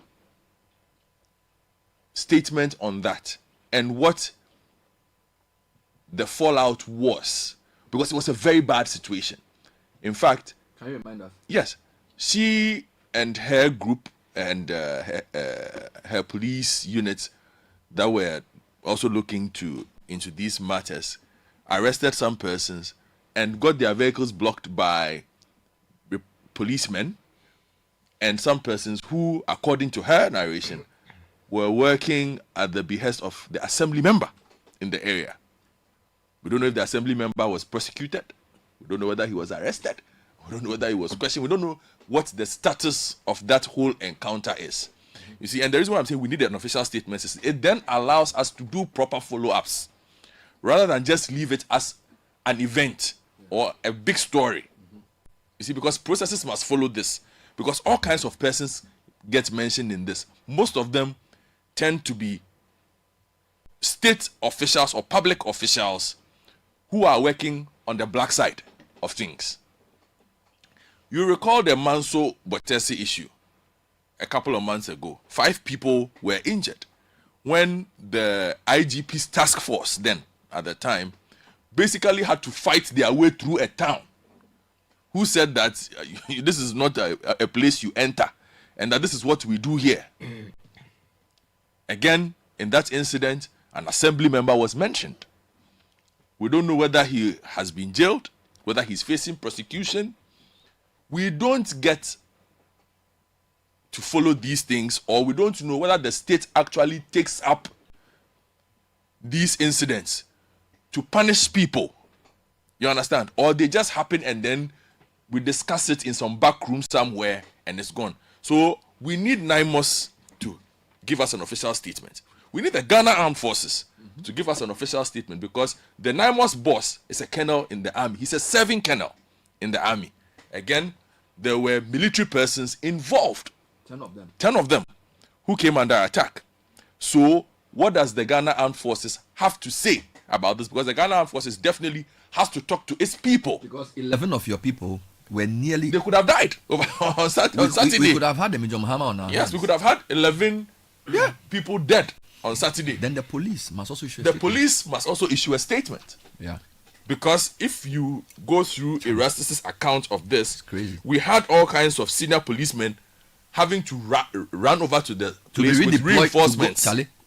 So we need a statement. We need a statement from Honorable Ebenezer Kwekwado yes. to explain what he was doing there. what is his version of the story? Yeah. You see, once we get all these statements together, it then allows us to make sense. So we can get a 3D view. A 3D view of this matter. Of this particular matter. But on the basis of what you've heard so far, what do you think? I am completely scandalized, and I am telling you that. And again, we'll tell you, no matter what we do, the battle is too hard. When the phone call was made, according to Erastus's account, who was the first person to show up? The MP. No. What do you mean? After the MP came? No. When they made the arrest, the people on the site were told, make a phone call to the site owner. Mm-hmm. The first person who showed up is somebody who is alleged to be a national security operative. He's a DI, Defense Intelligence. Yes, that's what he called himself. Yes, he called himself. Defense Intelligence. What is the Defense Intelligence man doing there? So Defense Intelligence, come and explain why your man is there, not working for the state but working for some other. When Naimo says we are looking for who owns the site, the first person who shows up is a Defense Intelligence operative. And just to wrap this up before Edwin comes in, don't know my first part on this. I'll be back. We need to clarify the security architecture of this country. It's getting very complicated. There are a lot of national security persons. Charlie. Everybody is national security, which is national security. You might be last week. Caleb is national security. They said some people had said they were national security. And had been arrested. And they were then sort of released or something. Yes. They were not punished. They were just released because they had done an illegal operation. National security seems to have become this caricature, amorphous thing that you can just misbehave in this country and simply lay claim to national security. You know, we need to clarify it, because if they are not careful, they are going to cause a lot of problems. So they need to sort that one out. So for now, the DI name there is a national security. Yes, Defense Intelligence is probably military. And he was the first person to show up. He was the first person to show up before when the arrests were made. Yes. He was the first person to show up when they were asked to call the site owner, followed by the chap in the RAF4, who then claims he owns the site. Who then showed up. Obviously emboldened. Alex. There's a DI guy working with him. Yes. Then a Range Rover chap arrived as well after Alex showed up. But if they can do this to the NIMOS commander, who is a colonel, what hope will a small DC in a town have against Galamseyers? You see, that's what I'm saying. Yet they said they don't want to do state of emergency. That we should. They are fighting the Galamsey. I'm watching. Here's the thing. These are the things that let us know whether we want to push forward with this or not. Yeah, this is serious. We will wait for the statements. We'll come back. It's 3 minutes past 8. It's time for tech and social media trends. It's brought to us by Telecel and First Bank Ghana. Congratulations, Richard, Joseph, Jonathan, Esther. You're part of our September winners in the First Bank Ghana Use and Win promo. You listening to me right now can also be a winner. This is running all the way to November 30. Simply use the First mobile app or *894# for your everyday transactions and start the chance of winning 500 Ghana cedis cash every single week. The more you use the First mobile app or *894#, the better your chances of winning. So if you want to be part of this, just grab your phone now, use First mobile app or *894#. If you are not a part of the family yet, just download the First mobile app or *894# and initiate the account opening process. 0596 921 921 is the number to call. First Bank, you first.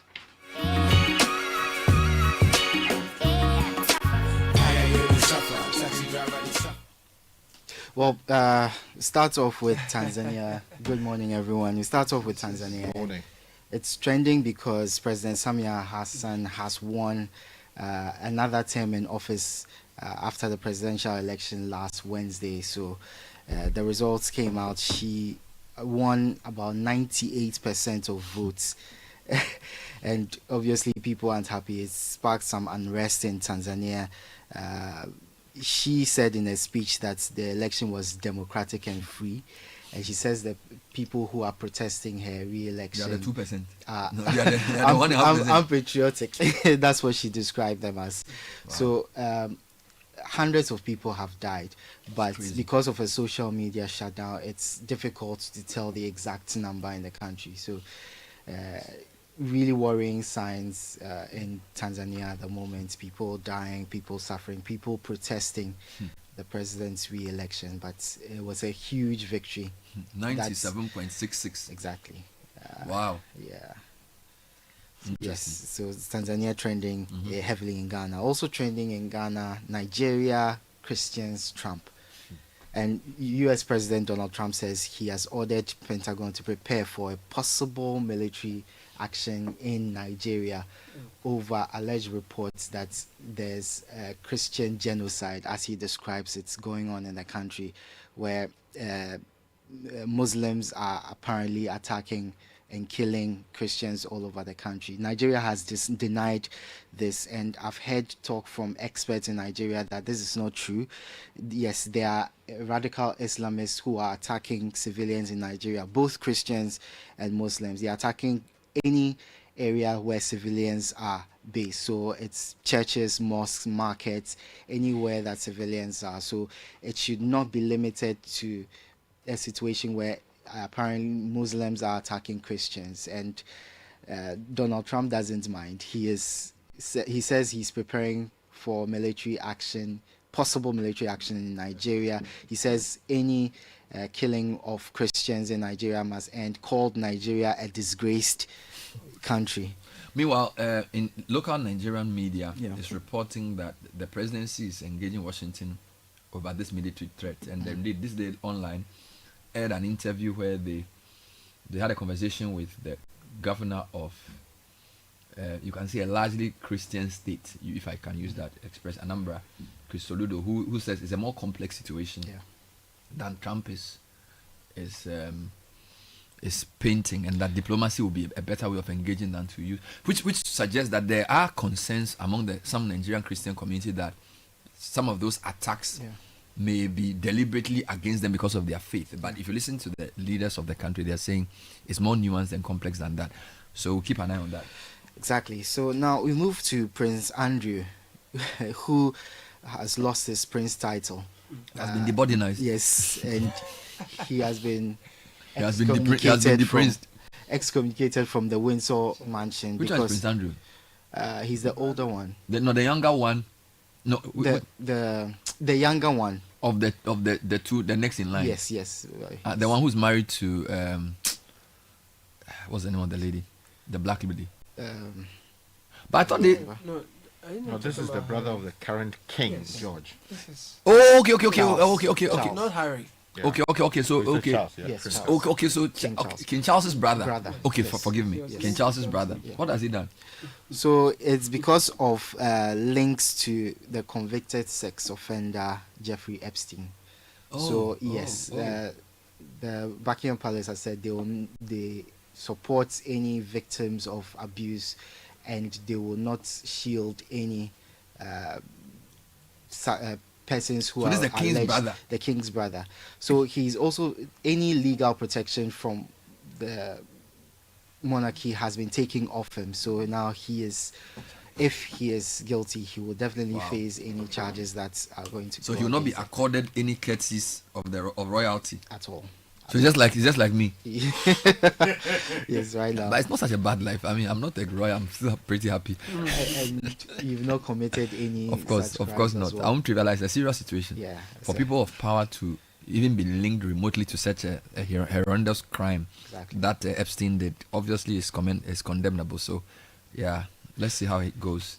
Okay, so a lot of football action. I'll just run through some of the major things. Man United, they drew with Nottingham Forest. So that United fan who says you only cut his hair after they win 5 straight games. The hair will grow for more. Yeah, it's going to continue for a while. Liverpool back to winning ways in the Premier League. Good win over Aston Villa. Chelsea, good win over Spurs in a London derby over the weekend. And Arsenal, another clean sheet against Burnley. They are in fantastic form. They did not concede a single goal in October in all competitions. No one goal conceded. Now, for tech news, I'd like to share some tips or a couple of must-haves for people who can afford it in terms of recording devices. It helps when you need to prove something or when you need to tell a story. First of all, the Meta Ray-Ban glasses. which the guy who was in that bribery case with the police, he used the Meta Ray-Ban glasses. So they are glasses that allow you to record. They offer several important functions like text, WhatsApp message. You can basically you are wearing the glass and it's recording. It's recording, which is one of the major functions of the glasses. So it records to a storage that's about 32 gig generally. So you can record in such situations if you ever find yourself in such a situation. So that's one. But there are also privacy issues that have been raised. When is it good to record? When is it not appropriate to record? So if you can afford it, it's about 4,500 from what I have seen, Ghana Citi. So those will help you. But one more thing is a dash cam. Okay. A dash cam is you put it in front of your car or even behind the back of your car to record what happens in front of your vehicle. In case of accidents, you can prove whenever there's an insurance claim that you perhaps didn't cause the accident or any circumstances that led to the accident. But apart from accidents, if you are dealing with security personnel, recalcitrant security personnel, or incidents that happen in front of your car, you can also capture them, share them with the right authorities like the police, whoever is involved in that situation, so that you can get justice. That was Edwin Kwakufi, taking social media trends.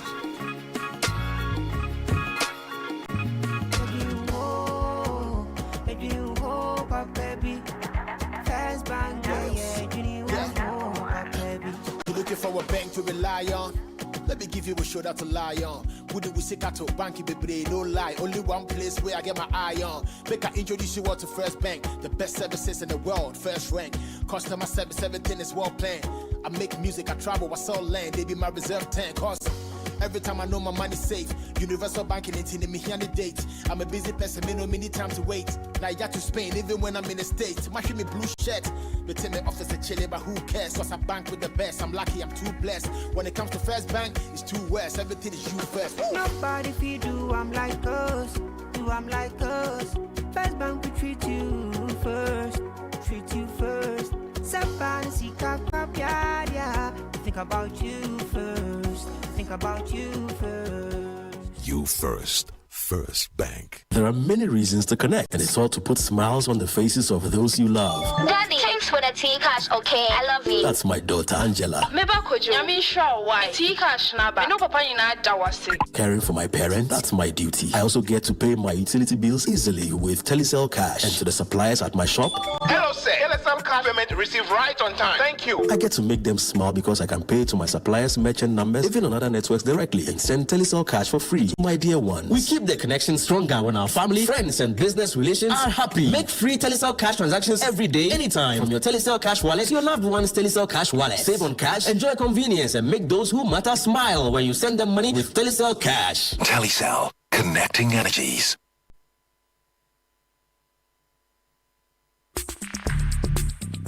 Join the conversation on the Citi Breakfast Show on Facebook at facebook.com/Citi97.3, Twitter at twitter.com/Citi973, and Instagram at instagram.com/Citi973 with the hashtag CitiCBS.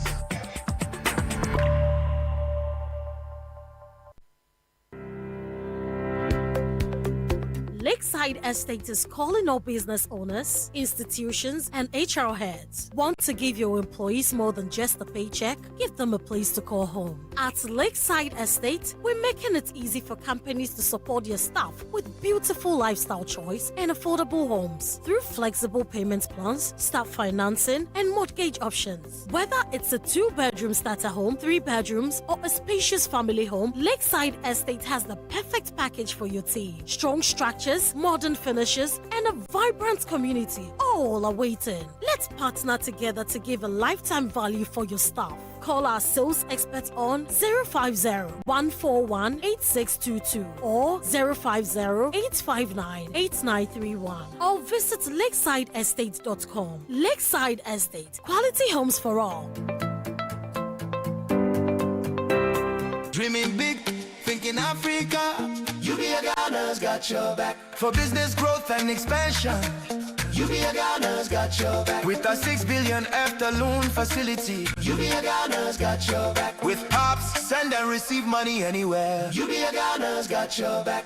UBA Ghana has got your back. With the 6 billion after loan facility, your business can grow, export, and trade across the continent. And with POPs, send and receive money across Africa instantly. Now live on Leo, your 247 digital banking buddy. UBA Ghana, connecting you to Africa's opportunities. UBA, Africa's global bank. UBA Ghana's got your back.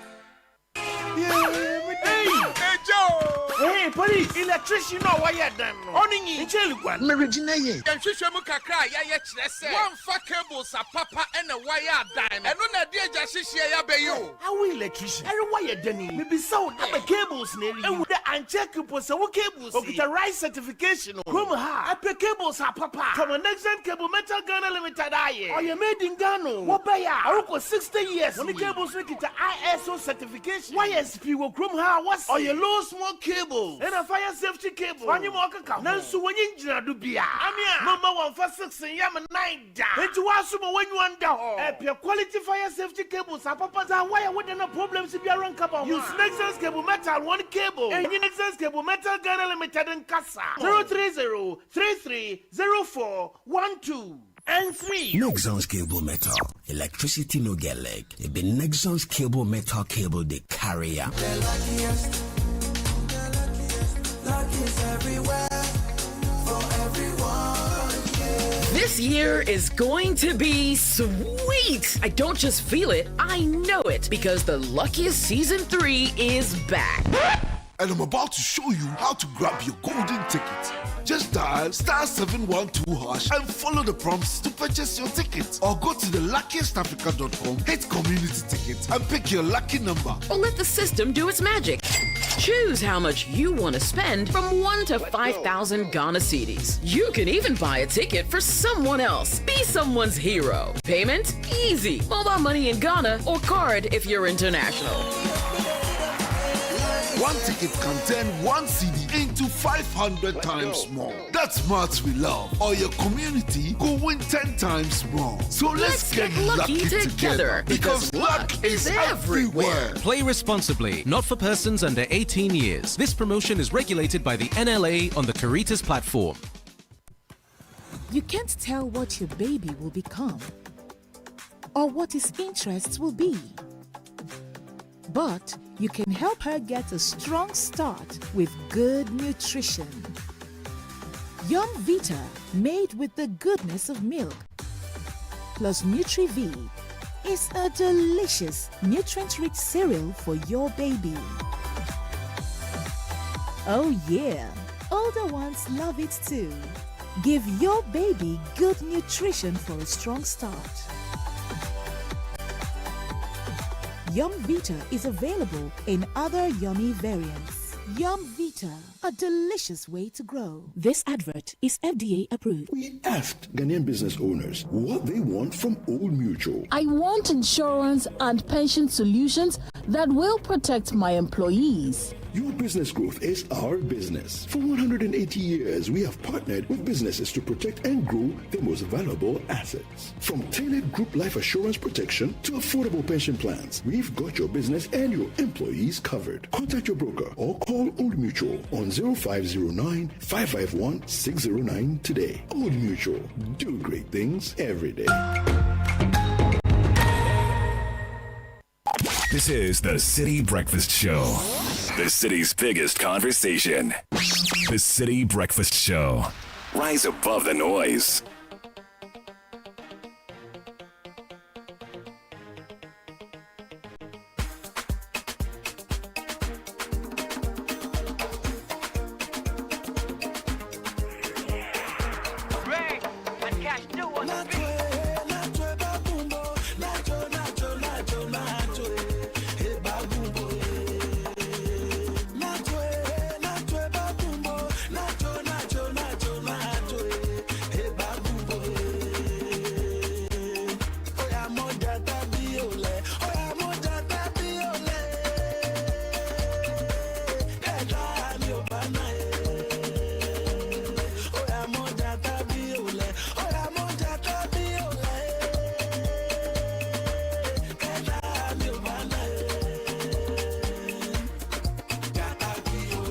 20 minutes past 8, City Breakfast Show. We have quick announcements before we back into the Galamsey discussion. What are you proud of? At First Atlantic Bank, we're proud to be crowned Digital Bank of the Year, not once but twice. 2 times back to back. A celebration of our commitment and relentless drive to give you the ultimate convenience in digital banking. Whether it's through our mobile app, our internet banking, USSD, or any of our seamless platforms, we make sure your banking experience is truly safe, fast, and secure. So join the Pepper family today and experience the true meaning of smart banking. First Atlantic Bank, refreshingly different. Own your dream home pay within 5 years with no interest. I'm talking Afua Properties, who are best known for building the most affordable, accessible, and quality homes in Ghana, rewarding clients with amazing extras from 1, 2, 3, and 4 bedroom homes. We have covered Leland, we've covered East Legon Hills, Ashaliboche, Tema Community 25, Old Ningo, Apollonia Maijo, and Santor. Call us on 0244 109 144 or go to afroaraproperties.com for more information. Why travel abroad when world-class education is right here in Ghana? At Lancaster University Ghana, you will earn a British degree, develop employability skills, and enjoy a campus experience that inspires growth and confidence. Gain practical skills, global exposure, and access to scholarships that make your dream degree even more achievable. Apply now to study with expert faculty trained to UK standards right here in Ghana. For more information, www.lancaster.edu.gh is where to visit. Contact us, send us an email, admissions@lancaster.edu.gh. Number to call is 0248 656 274. Lancaster University Ghana, the only British university campus in West Africa. Now your SG Ghana Visa cards can do way more for you. It's your key to smarter, more convenient payments. Pay online for your meals, shopping, fuel, and services, and make quick payments on POS terminals worldwide using your card. With your gold and platinum cards, you even get more value, exclusive whopping discounts at selected vendors, including airport lounge access with your platinum card. So if you don't have a Visa card, we've made it simple. Just visit any SG Ghana branch across the country and get one today. Societe General Ghana, the future is you. Yum Vita infant cereal with milk is making feeding time for babies 6 months and above easy. With sweet, delicious flavors, rice, wheat and maize, and wheat. Baby gets a variety of cereals. Yum Vita infant cereal is enriched with Nutri-V. We recommend you only add previously boiled water, stir, and experience the joy of feeding baby. Yum Vita, good nutrition for a strong start. Kickstart your day with the irresistible chocolatey goodness of Twitsco, enriched with NF4, a combination of energy boosting minerals and vitamins, including B vitamins, vitamin C, D, iron, and many more. Just simply mix with water, add milk, stir, and enjoy. It's going for just 2 Ghana cedis. Give yourself and your little ones a treat. Twitsco, power your dream.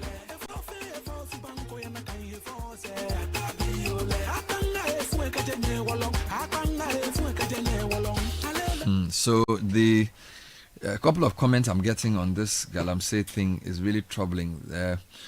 If you don't take care, we are creating our own Niger Delta situation with Galamsey enclaves, which will soon become no-go zones. Because if the national coordinator of the National Anti-Illegal Mining Operation Team, NIMOS, is essentially attacked by a mob of angry people from a town where he's arrested people for engaging in illegal mining, and they are demanding the release of the arrested people. And the people have the effrontery to surround the police station, chase the NIMOS team all the way to the police station, surround the police station, and demand the release of arrested people. And according to the report, under the instigation of a sitting member of parliament, then this fight is not going to win. We're not going to win it anytime soon. Yeah, the member of parliament, I even forgot to add, parliament should also be.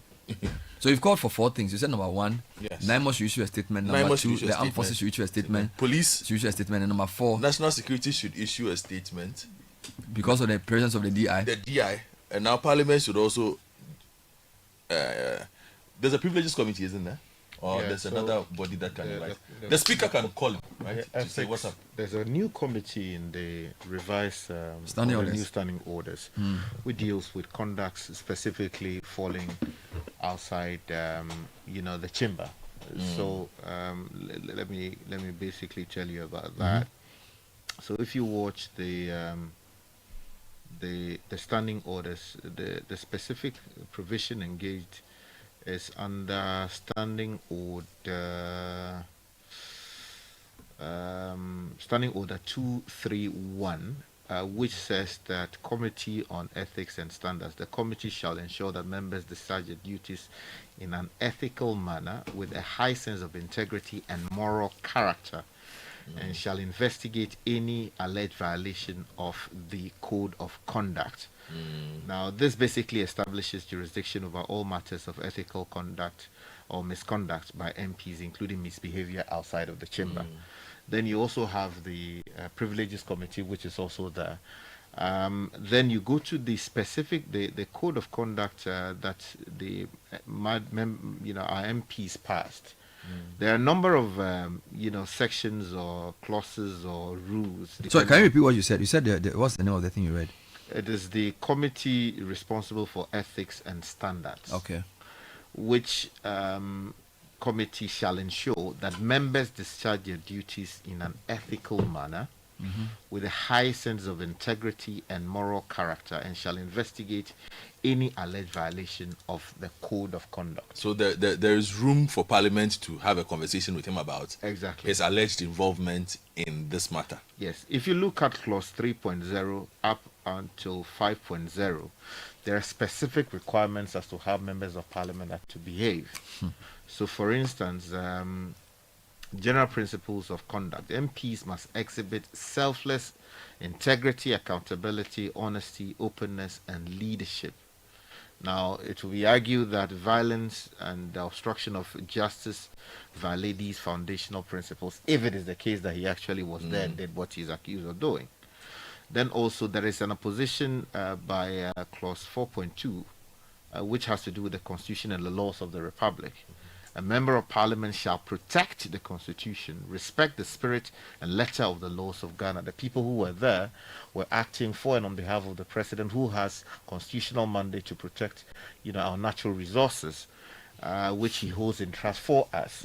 So if he allegedly, as we are told, and the facts bear that out, commanded people to beat up these people, he would have been in violation of the constitutional provision engaged. Then there's also clause 4.5.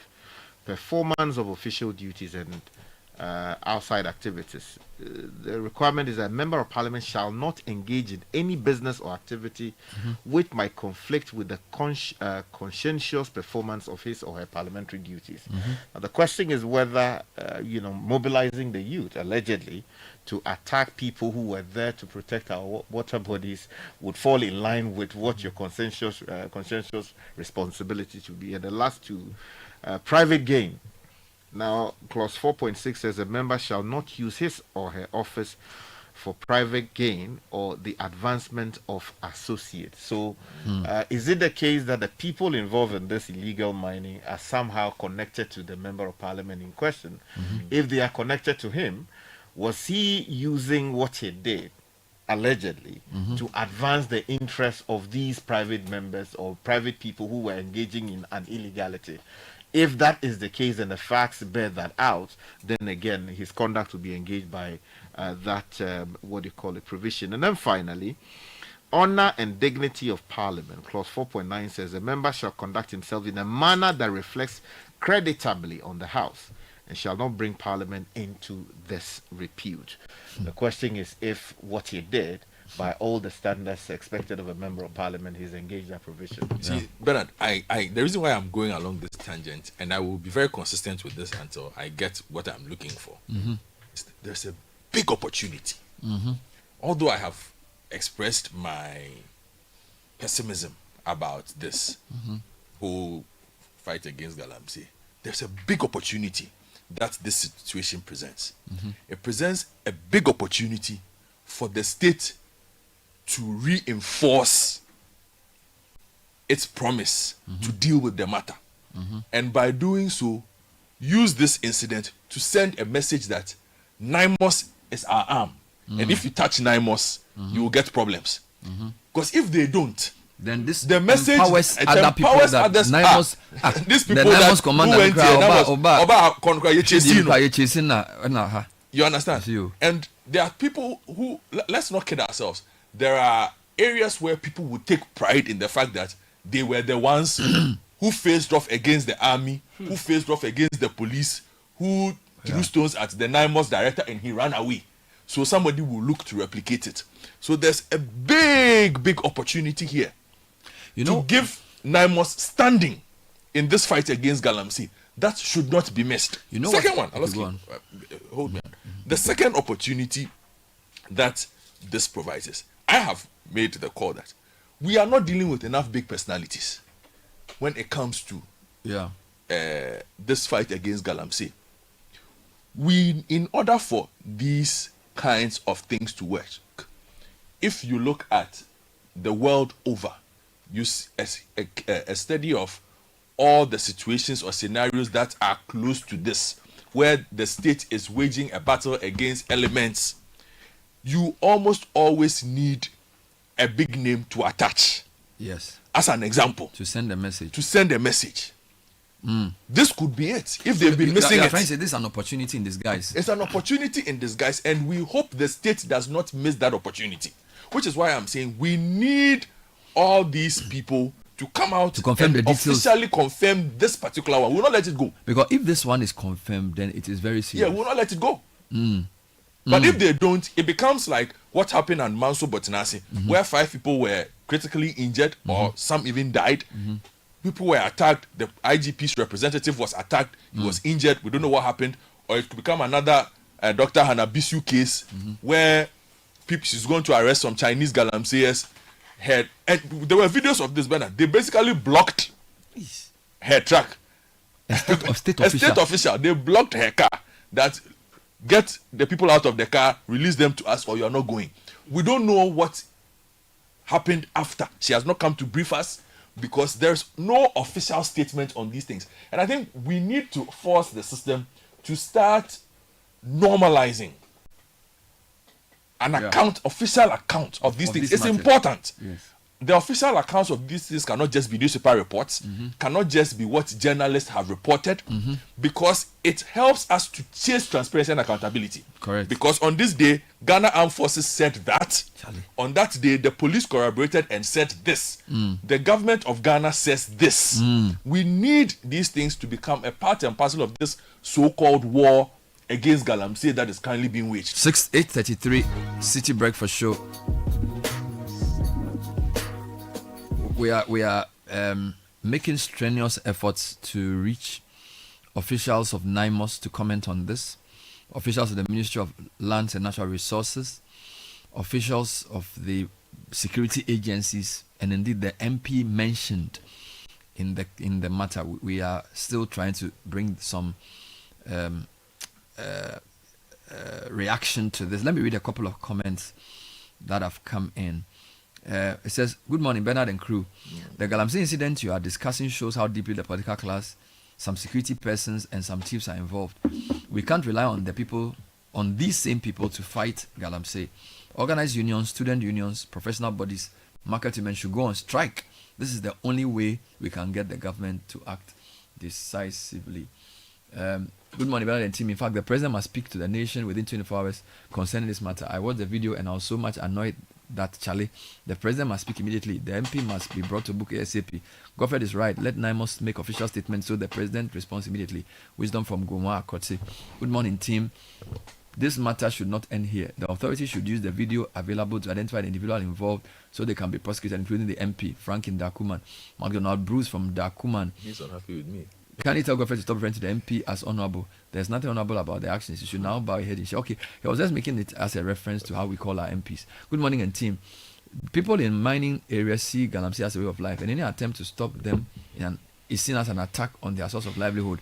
Until we use the resources in the communities to improve the standards of living of the locals, we will keep fighting Galamsey until Judgment Day.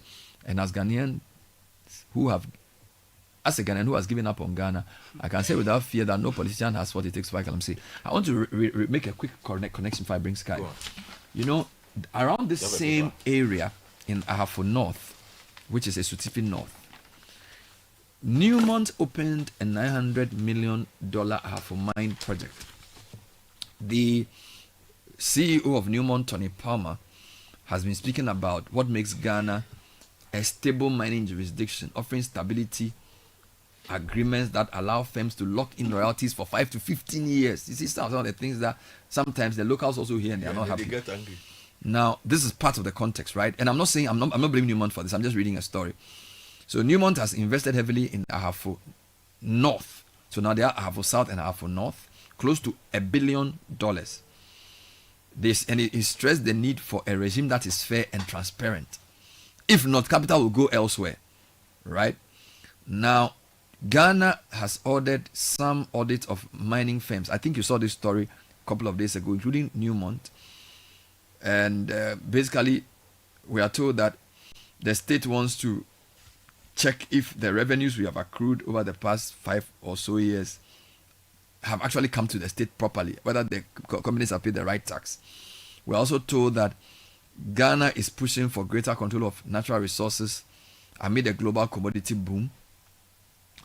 Newmont now operates 2 mines in Ghana, Ahafo South and Ahafo North.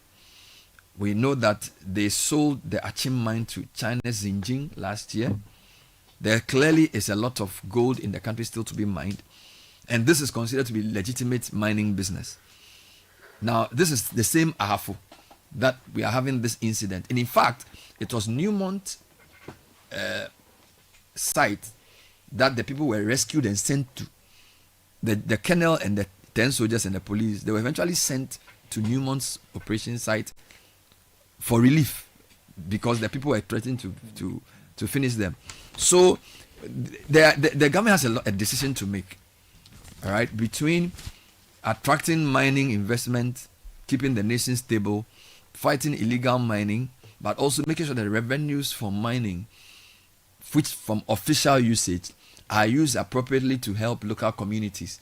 Because it's like we're seeing two related developments, right? You're investing 100 million in a mine, yet down the road, some people are attacking state officials because 2 galamseers have been arrested for doing illegal mining near a roadside. Clearly, we have a problem in the country in the mining sector. All right, let's read the final comment, Caleb, and I'll move something. So the reason the fight against Galamsey will not be achieved is because of the double standards played by our duty bearers, i.e. the politicians. You see, they appear on media platforms and preach virtue, but when they go to the grounds and meet their locals, they encourage them to practice vice simply because they need their votes. Until something urgent is done, we will get nowhere. Gaudi sent that from Tema.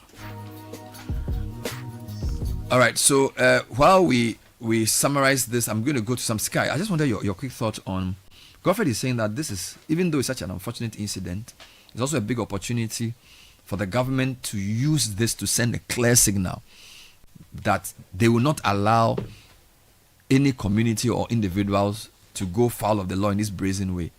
Do you agree that if nothing is done, this empowers or this sort of immobilizes the anti-Galamsey fight? Well, I agree with him fully, except to say that I'm worried that there is very little or nothing at all will happen. Even if something is done, it will be just to paper over the cracks, pretend that something is being done, and at the end of the day, nothing will come out of it.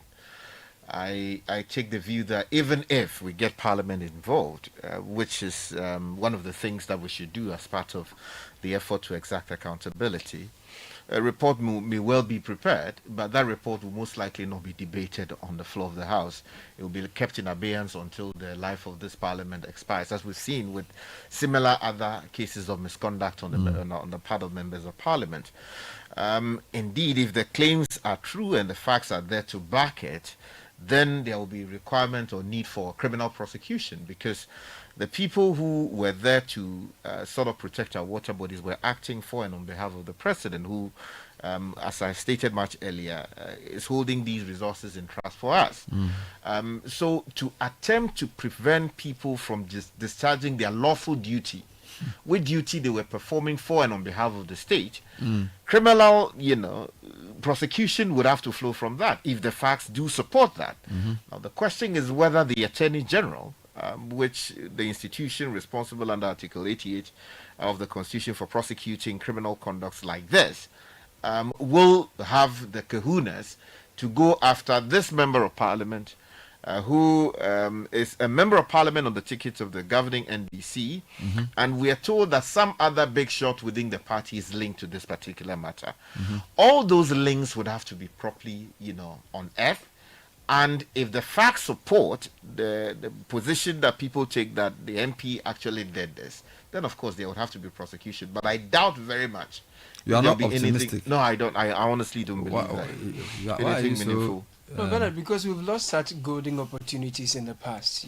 There's been such seminal moments where you think that, as for this, it is such an impetus for the government to take a bolder action for us to see something. But what we see rather is the government then calling CSOs and discussing what they are planning or what they are doing, and then letting them know their challenges. Don't forget that the minister responsible for the sector told us that there is no war chest for this fight, actually. Yeah. So if you remember that and you put that against what this is, I would be concerned if I were a relation of any of the security men who are on those grounds, because we know that they are not properly resourced to fight this, and then we also know that persons who are supposed to be representatives of the state in such regions, when push gets to shove, they will back their locals against these people who are representing the state in the fight of what is collectively ours. So the pessimism is real. People are not just being cynical. The inactions and actions of the government have calcified into this state that we are. But it's a fine opportunity, as Godfred has said, for the government to strike the iron while it's hot. It's yet again another opportunity. Whether they'll fail is Dr. another thing. Omane Boama, bless his memory, and his colleagues.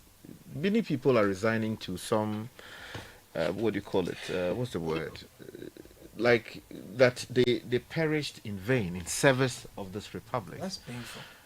The Major Mahama, under similar circumstances, was doing something about Galamsey, perished. Many people have resigned to, maybe he died in vain. Sad. Hannah BCU's issue that you mentioned, it was brazen. They had gone to arrest people they were trying to take out of that community. These guys went, blocked the road. It took a lot of effort to be able to get, Hannah BCU and her people out of that place. As we speak, to the best of our knowledge, nothing has been done to bring these people to justice. We are told that some proper mind was working. A member of parliament, allegedly belonging to the governing side, led tags to go and seize the place, sent, the people who were lawfully mining in the space away, and they seized the place, instructed ECG to provide the new landlords over the place so that they could do illegal mining. These matters have come to the attention of national security, the presidency, the ministers who are responsible for the space. Parliament is aware by reason of legislative notice. What are they afraid of? It's Galamsey. It's hard not to think that people are neck deep in this. I think it's hard not to why think are they that afraid? people- So because Sky, I was at a program in I think April or so. The leadership of Parliament organized an event for the Minister for Lands. Speaker of Parliament was there, Vice President was there. Almost 200 MPs. And the Minister of Mines came to explain why he needed the support of MPs in the fight against Galamsey. The MPU, whose name has been mentioned, Sutifi North, was there. He was even on a panel to talk about mining. He was That's there. a good one. He was on a panel. I remember clearly. So You I saw even him. asked him. Fidi Gadochi. I asked him. Gauta Ganama. So I met Godfrey's MP. Then I said, I thought you were Kwekuado. There's another Kwekuado. Then so there are two different Kwekuados. Yes. So this is, and they said he's from a mining committee. So he even came on the panel to speak about how they were dealing with the issues and whatever, what was not. So I think that if the president is serious about the Galamsey fight, we need to see it this week in relation to this incident, because the part of the video we've seen, our men in uniform were literally smuggled or shoved into a 4x4 vehicle belonging to the chief The Zongo chief. And the people smashed the back windscreen. If it's only God, they would have died. It was only God, because the number of people who were standing there and the way they were dressed and the mask they were wearing, clubs and things according to the report. And you are seeing state officials working for the country, and you are not afraid to attack them. They're running for their lives. This guy. Sometimes when the military does certain things, we say they are going overboard. But if you're a soldier who sees such a thing, if your state will not deploy for you to fight Galamsey, what's the point of going for the training? Because if I am a soldier who has been trained and I see my colonel being treated like this by criminals, are you telling me that I'll have the courage to fight? So I think that the state must not see this as, just another thing. And I think I'm calling on Parliament, the leader, Ayariga. He is the one who led that conversation around the role of MPs in the Galamsey fight. He cannot tell me he has not seen this video. Here's what I can do for you. I can use my skills to draft for you a petition. Which petition, with your relationship with the Honorable Ayariga, maybe the member of, you can go and present it to them. A petition. Yes. And then let's hope that something meaningful will come out. No, but we've done this before, Bernard. I remember holding the microphone when you were presenting a petition to Honorable Osei Mensah. We were very excited. That was 2017. Exactly. And we have to keep doing it. Okay. But I feel like the point is that I think we just summarized. The NIMOS itself must come out and tell us if the details as recorded. We have seen a short video and we've read various narrations. The NIMOS owes it to itself to come out and tell us the facts of the case. The Ghana police must also give us the account of this case, as should the military.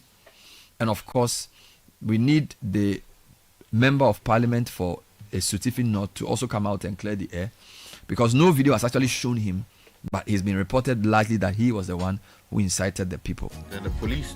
I've mentioned that. All right, it's 8:47. I'm going to turn my attention to something we've been talking about for the past week. So I want you to go back to the graphic story, because this fufu rice business, I don't understand. So there are two issues. For the past month, we've been talking about gluts, onion, shallots, tomatoes, rice. Now, Sky brought out a story that claimed that there was cassava on the market that nobody was buying. And that Ghanaians are not eating fufu as much as they used to do, because the fufu has become expensive. And therefore they are eating rice and oil. The pounding at home has become expensive. I don't understand. So I want you to read that story in its entirety, and I'll take you. The other thing is related to the MPs from the Environment Committee and Science and Technology took a trip to Somanya and interacted with some rice farmers. And the story was very familiar to what we've been talking about. So I want to commend the MPs for doing this. They went to a place called Adela Kope.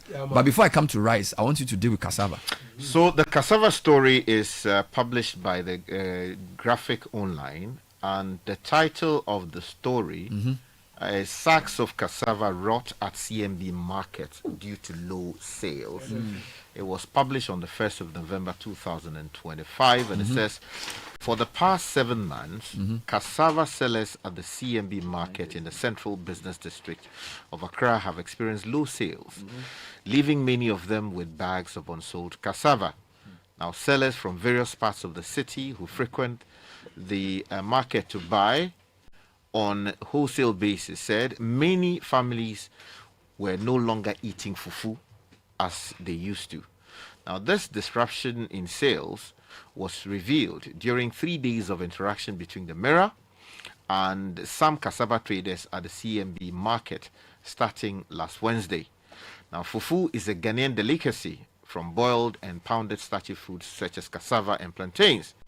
Now, according to a trader, Madam Sophia Ejay, many families have resorted to low-cost meals such as a popular rice meal, awamu, to cut costs and save towards their children's high school education. Now, a trader at the CMB market, Josephine Edai, said it costs more than 200 Ghana cedis to prepare fufu for the family. And so if you are preparing fufu thrice a week at home, how would you be able to save to buy the items on your child's prospectus? Now, the effect of low sales. The low sales have left many of these sellers in the market in a difficult situation. There's a quote here that says, "We are losing our money. We have to throw away our cassava. After 3 days, if you cannot sell, we give them out to those rearing cows to feed them." Now, one of the sellers, Madame Lereba Aziz, told the Mirror. Now, some traders who have sold cassava for over 50 years, Bernard, that's instructive. 50 years of selling cassava. Yeah, bring cassava from various destinations in the country into the CMB market, making the market a hub for cassava and all kinds of foodstuff. Now, cassava is brought into the market from Tuobodom, Takrady, Akomadan, Kintampo, New Edubiase, Suhum, and Obuase. Now, the CMB market, many cassava traders lobbied potential buyers to buy cassava. In contrast, others sat and chat while waiting for food waste collectors to hand over their unsold sacks of cassava, which had gone bad after days. Now, there's a big price reduction. Now, one of the CMB market's big cassava traders who had sold the produce for over 50 years said she brings in trucks of cassava from all over the country. Mrs. Rebecca Boy, popularly known in the market as CMB Apuskileke, said a sack of cassava sold between 500 Ghana cedis and 250 Ghana cedis, depending on the size, and was now sold at 100 Ghana cedis. So, which sold? They wanted to say which sold. Which used to sell between 500 and 250 is now for 100. 100 Ghana cedis. Now, there's a quote here that says, and this is because they are not buying, so you must reduce the price. We buy them at 300 Ghana cedis in the villages, and then you bring them to Accra, and you are forced to sell at 100 Ghana cedis because they would go waste. They will go to waste. Are you not running at a loss? For the past 7 months, people have not been buying cassava. Cassava is in abundance in the market, and it is going to waste. So we send it to the herdsmen to feed cows, he explained. Now, CMB Apuskileke said she brought in 100 bags of cassava last Wednesday from Akomadan. Pointing to this reporter, some of the cassava she had to give to the food waste collectors. Now, her photograph is here. CMB Apuskileke. Apuskileke, yes. And the story goes on to say she explained passionately that the business had affected her mood and was therefore taking a break. The story continues and said, she also pointed out that the nature of the cassava business was such that ideally they should be sold in a day, so it becomes a problem when sales lasted for 4 days. However, she said they were hopeful that business would be better after the rainy season. On the way forward, a palm nut fruit vendor, Madame Grace Benson, so you know that fufu is a whole consistent, who is also the Ediana Queen Mother at Achim, from in the eastern region and also in the CMB market, as Ohima shared her concerns. There's a quote here. The way forward for this food waste is for the government to set up gari processing factories near the market and not in the villages. The unsold cassava can be sent to the factory and made into gari. Gari, when preserved well, can last for over a year. In fact, many years. That way, we will not waste cassava in the market. Factories should be built for a seasonal... for all seasonal for all seasonal foods, such as palm nuts, tomatoes, plantain, garden eggs, and yam, she stated. Now, it goes on to say that the CMB market queen, Na Kwanoa, also told the Mirror that last Wednesday, they had to dispose of some 20 sacks of cassava because they had gone to waste. Now, she said she had told the cassava sellers to reduce the price to avoid more of their cassava going bad. There's a quote here that says, it is the abundance of food. That is why many are not buying cassava. And in Ghana, when food is abundant, we cannot store some. Every food season is now, hold on. Every food season is now, and it has become a challenge. Okay, I don't understand that. The writer is tired. Yeah. Now, low fufu sales. Na Kwana, who also operated a chop bar at the market, noted that the low cassava sales had also affected fufu sales. Oh, Charlie, fufu sales is also affected. Explaining that many people were buying banku instead of fufu. There's a quote here. Plantain is in season, yam as well. And so with 10 Ghana cedis, people can buy fufu, but it comes with an additional cost of buying meat. That's the issue. So the person will purchase banku and collect just soup or boiled yams with garden egg stew. During a check in the market, the Mirror noted some foodstuffs were in abundance: sweet potato, yams, pepper, plantain, cassava, nkontomre, cabbage, okra, garden eggs, and spring onions. Now, one large cabbage was selling at 7 Ghana cedis, which is 7 Ghana cedis. And 4 pieces went for 10 Ghana cedis. A basket of pepper was selling at 30 Ghana cedis. 30 pieces of garden eggs going for 5 Ghana cedis. 20 pieces of okra sold at 5 Ghana cedis. 10 pieces of cassava, 10 sold at 5 Ghana cedis. 10 pieces of cassava for 5 cedis. This is what the Agbeli 10 will be. pieces of cassava. Yeah, 5 Ghana cedis. So it means 2 pieces of cassava for 1 cedi. Yes.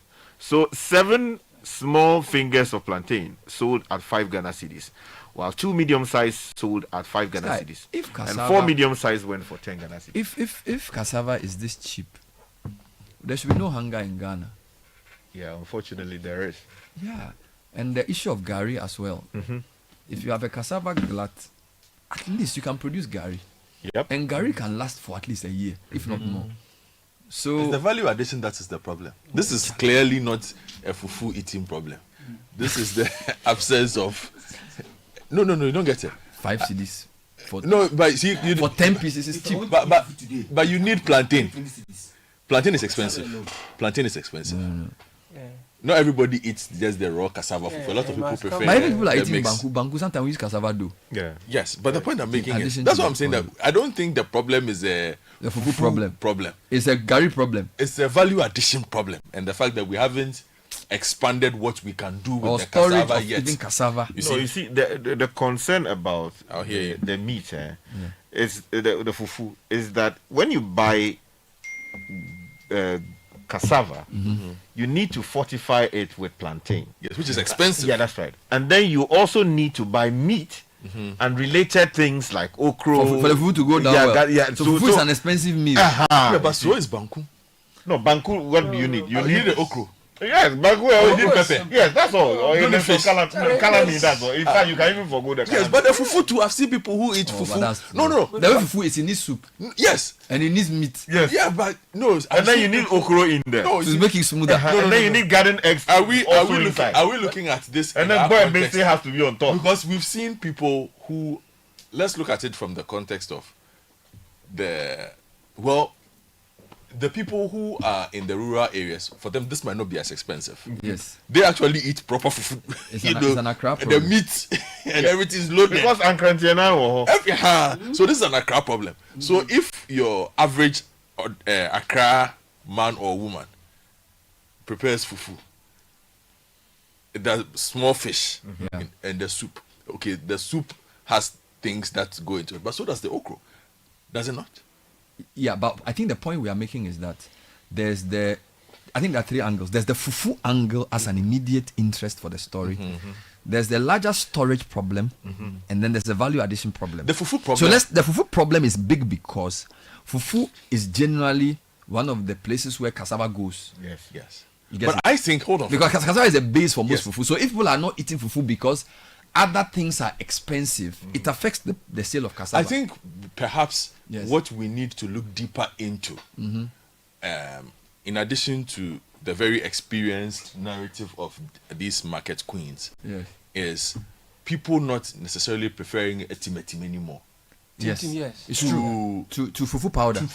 It's true. A lot of homes now. In my home now, it's fufu powder they do. Unless it's a long holiday. It's a holiday weekend. It's a rarity for families to pound fufu now. So a lot of families, the kids are eating they just fufu powder do the now. One on the fire. It's true. 5 minutes. It's true. Daddy's fufu is ready. It's true. You know, because there are some people who prefer to eat fufu 6 a.m. But the question is, nobody's pounding for 7 a.m. fufu powder people buy the cassava in the same quantity and frequency that the That is what I'm saying. buy. We need to look deeper into this. Correct. Because I'm saying that the fufu powder looks like a big business. From Yeah, where so- I don't have data to feed into it right now. But that's true. There are messages I'm receiving that corroborates the point that people are shifting from the cassava to the powder. But as the powder not include cassava, there is also the concern about where the cassava is being sourced from in light of the galamsey cyanide conversation, because more conscious urban consumers are shifting to what they can trust. Some are even then growing the cassava at home themselves, or they are buying the powder. Yeah, they actually mentioned the areas, Akumada and Takrady. Is not galamsey. So they mentioned a number of Akumada is near. So you see, so I think that it's the shifting to the less strenuous version of the fufu for people as one. I think the value addition also, because there are byproducts of cassava now that are very popular in the market. Look, a lot of people are looking at gluten-free products. It's massive. These days, if you've been in Europe recently and other places, everybody's like gluten-free. You have to pay a bit more for it, but it's popular. I think it's something we can look into. Industrial starch is something that we can look into, not just basically like industrial starch. It's something that we can. The gari itself that you have spoken about is something that we can talk about. So my challenge, Godfred. The state, I think we just need to do a bit more with that. You see, the Ghana state. The Ghana state is weak. I'll give you examples. You see, even the story we are reading is an anecdotal story. Yes, from the market. Without hardcore data. I don't know, for example, what trend analysis has been done over cassava sales for the past 5 years, or even for the past month or year.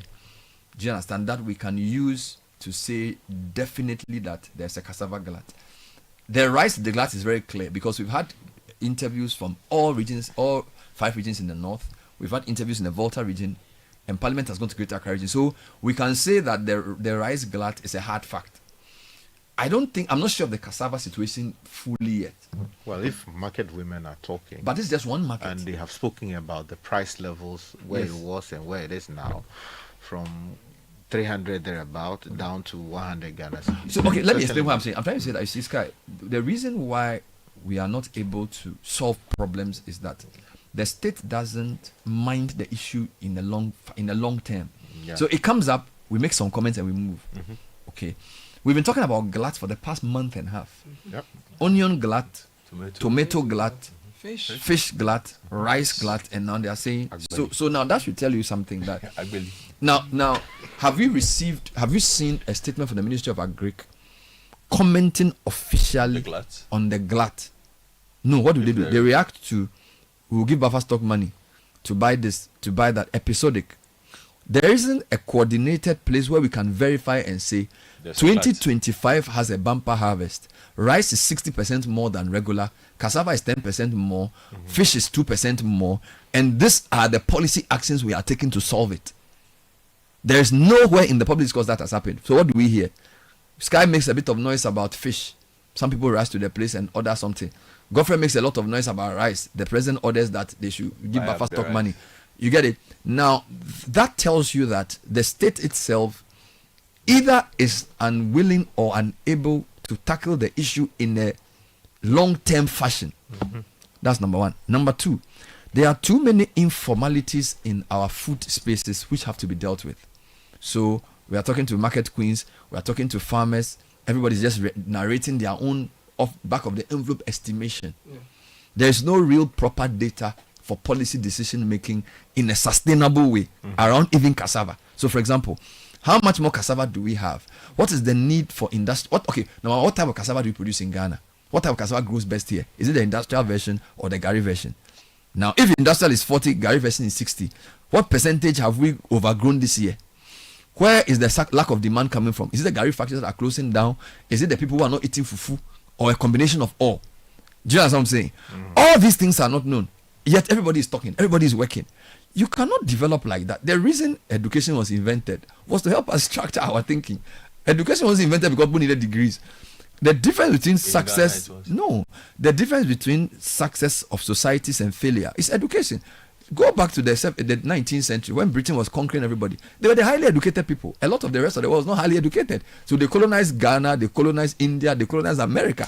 When everybody else after the wars decided to educate their populations, they all improved in Europe.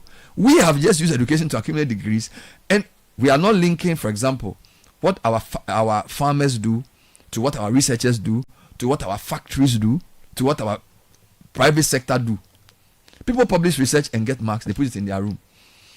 People go and bring investors, come and do a factory, there's no recourse to any new invention of value addition. Government goes to meeting in Japan or something to come up with some new ideas, and they just make an announcement at the press conference. There's no integration with what the research companies are doing. The society is not willing to really use knowledge to develop. So every day we are shouting about one thing or the other. So sometimes the media will say, okay, let's do rice campaign. People will buy the rice. Then it solves it for 1 year. But there's no systemic effort to deal with the matter at its root.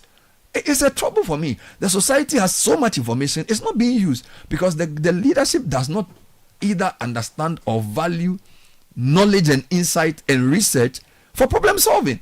So here we are saying that there's cassava glass. We will make a bit of noise. Next week, some people go to the cassava market and go and buy some cassava symbolically. Then we will all forget about it. That's not how you develop and bring change. We are never going to change as a society if we don't integrate research, science, technology into private sector development and policy formulation. So Ministry of Agri, please, even if it is your policies that is bringing the glut, the fact that there's a glut suggests that some policy has failed. If you don't have enough storage, you don't have enough processing capacity, and people are not buying local, clearly there's something wrong with the society.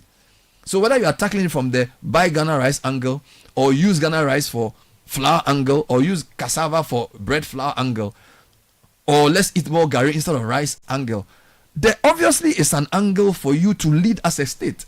But I don't see that. What we hear is we have launched another one. We will launch another new program. We are going to solve the problem. Then after 3 months, we come back and we are facing the same issue. I don't think that's the way to deal with issues in Ghana. Bernard, a few messages. My household uses cassava a lot for several things, including yakayaka, agbalika, kloko, konte, etc. However, in the last 2 years, the chemical content in these cassava sold in the market has made consuming it dangerous. We have resorted to our own cassava farm. The sellers must watch out for the levels of chemicals the farmers use in the cropping or in the farming. The current cassava changes color after 2 days, and the dough has an offensive smell after 3 days. And this other one says that now I buy foodstuff from Volta region, Akuse and Akosombo, because they don't mine there. And she sent a voice note explaining that the chemical components in the soil, and as a result of galamsey, is why she has shifted from buying cassava in the open market. Before you read that, let me just say that the cassava, according to the story, the cassava is brought in from Chiobodom, Takrady, Akomadan, Kintampo, New Edibiase, Suhum, and Obuasi. Akomadan is galamsey free. And it's Professor Bambuati. So Akomadan, they used to do tomatoes a lot. They still do. Let me just read messages on the board for you, Bernard. Good morning. Yeah. This fufu thing is true. I love fufu. I used to eat fufu like 3 times a week, but now, the last time I ate fufu was 2 weeks ago. Cassava and plantain are now expensive. And if you are not lucky, a lot of it will get spoiled after cooking. I'd rather play safe by eating rice. Hello, Bernard and team. I can understand the decrease in cassava purchase as I buy once a month. I prefer kokonte to fufu now. But kokonte is also cassava. It is. Is it not? Is it fufu? The regularity of cassava consumption in fufu. Okay. But kokonte is very popular. But kokonte can use old. What's a kokonte period? I was in a Kopon. I was in a Kopon yesterday to eat fufu. Small fufu was 20 Ghana cedis. The prices, the prices they are mentioning, it's not like that in the cities, though. Yeah. But this is CMB. The prices Sky was mentioning was CMB prices. I stopped eating fufu the day it was published that mercury had been found in cassava in the Eastern region. Okay. This is Haruna from Ashesi University. Good morning. This is from Mauli. There is cassava in abundance, but no buyers. As the water region yesterday, specifically Jordan, near Vakbo in North Dai. There's a lot of cassava dough without buyers. Farmers have their cassava rotting away because of the absence of buyers. I farm cassava, according to him. So let me ask another question. So we have wisdom to do cassava and corn dough. Then we have gari. But is that all we can do? That's what question I'm saying. Oh, So let me finish. Let's think about it. The fufu powder is big business now because of the heavy dependence of our diaspora on it. Yeah. It is booming like the fintech world. Gaudi from Tema. You should set up more fufu factories. Yeah. More fufu powder factories. Bernard, for weeks now, you have talked about eating Ghana rice, and I've always said to myself, whenever I go to the market, all I see readily available in 1 kg and 5 kg are the foreign brands. I have not until last Saturday seen Ghana rice packaged just like the foreign rice brands. I saw Ghana rice in Cape Coast. The package, what? It was beautiful. Yeah. And then because Maybe you you should bring Ghana rice people to come and sell it here. This one's from my John Charles. He wants to bring some nuance to the conversation. He says there's a lot of nuance with this cassava glut issue. The gari processing is one angle, but another angle is the industrial benefits for using cassava to produce ethanol. Ghana has, as part of its energy transition plan, to use blended ethanol diesel fuels. Now, this increases the demand of ethanol. The challenge is that it is fed with imports. About 90% of our ethanol is imported. Now, this is where policy comes in. How do we ensure that we use our cassava not only for fufu, but also as feedstock for industries like ethanol? The argument for crop for food versus fuel is quite not nuanced because it isn't data driven. We use this argument as a reason why we cannot industrialize, and this is something we can easily do and even highly inclusive. I need the agri minister back here. I think the first time we did a phone interview. Yes, I need him here because there's a lot of issues happening in the sector. Too many. News like that. Let me take you to Adelakope Somanya, where the Parliamentary Committee on Environment, Science and Technology, together with the Climate Change Caucus. So there's been a Climate Change Caucus in Parliament. Visited the rice farms in the area. Nia Ikwe Okai, our parliamentary correspondent, accompanied the team and came through this report. Rice farmers at Adelakope in Somanya are lamenting the lack of market access for their produce, despite insisting they have the capacity to meet Ghana's annual rice demand if given the necessary government support. According to the farmers, the persistent preference for imported rice has left tons of paddy rice unsold, with large quantities at risk of deterioration. They note that because local traders are struggling to sell Ghana-grown rice, they are unable to continue purchasing from farmers, creating a dire cycle of low sales and rising post-harvest losses.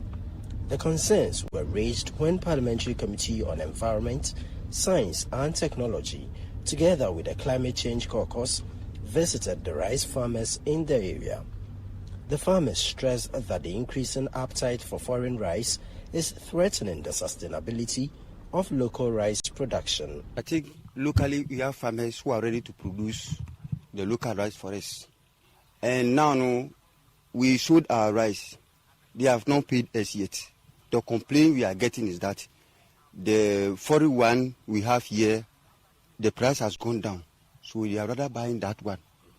And now we need the money to go for the minor one. Yet the money didn't come. If they should put a stop to that one, I think we all patronize our locally produced rice. No buyer, and I can't get enough money. It means I'm not able to do it this season. The sack now, it costs 600 cedis. As I've harvested 3 acres, we blew inside. We didn't measure yet. It's on the platform. So I can't tell you the actual this thing that I get. I'm sure it will be like 70 bags, which is 50 kg times 70. Yeah. The farmers appealed to government for logistical and market support.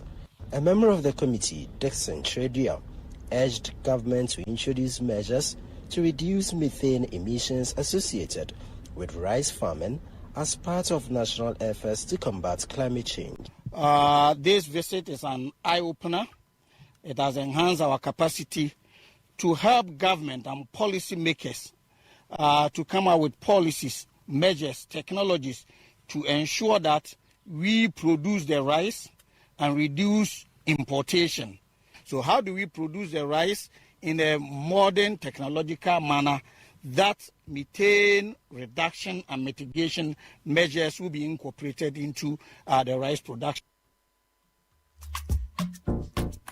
So at least the good part is that MPs are taking interest in this conversation about rice. And we're using rice because the challenge is very urgent to the rice farmers across the nation. When the northern part of the country last weekend, from the west, upper west to northeast to upper east and Savannah North, farmers all over say they have rice nobody's buying. We spoke to rice farmers in the Volta region who corroborated this. Now, the parliamentary team has gone to the Greater Accra, just so many are here. Right? Just so many are here. And they are also, so many are started the eastern region, forgive me. And they are saying the same thing. So, Sky, it seems as if this glut has become a hard fact. It's not an episodic glut, like maybe 1 week issue. It's a big problem. Caleb read a story this morning that suggested that the president has directed the finance minister to make a money available to buffer stock. I don't think it ends there, because the farmers are saying that buffer stock may not even buy their rice, because what we have been told is that people are smuggling rice and rebagging it. So they bring rice from somewhere else and they rebag it and call it Ghana rice, and then people go and buy it. So there's a much deeper problem. Don't forget, last week the advocacy began with smuggling. So you can't throw money at a problem and say we've given the buffer stock money. It doesn't solve the problem. On the ground, you have to make sure that they're actually buying the Ghana rice. All right. And then the issue of maybe they need to even decentralize the operations for secondary schools, because we have so many students in school. You have a lot of rice available on the farms. You have to find a way of sending the rice directly to the schools if you want to cut this middleman buffer stock problem, because a lot of the farmers are claiming that there are people smuggling rice through borders into Ghana, and the rice is nearly going bad, and they are just selling at a cutthroat price. So there's a lot of issues around this beyond the issue of give buffer stock money. Okay, I think the Ministry of Agriculture needs to address a proper, what do you call the thing they do every week? Conference. Yes, accountability series. Yes, we need the Ministry of Agriculture to address national food situation, gluts and all, in a press conference sometime this week or early next week. The rice thing, I have a question, because it's a very organized group of persons who are involved in the rice trade.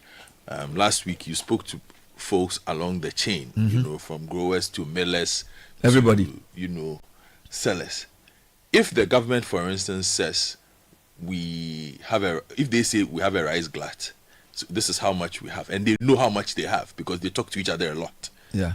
And where it is, and the government says we are buying rice, it should be pretty easy for the government to clear that stock without engaging in rebagged rice that is coming from somewhere.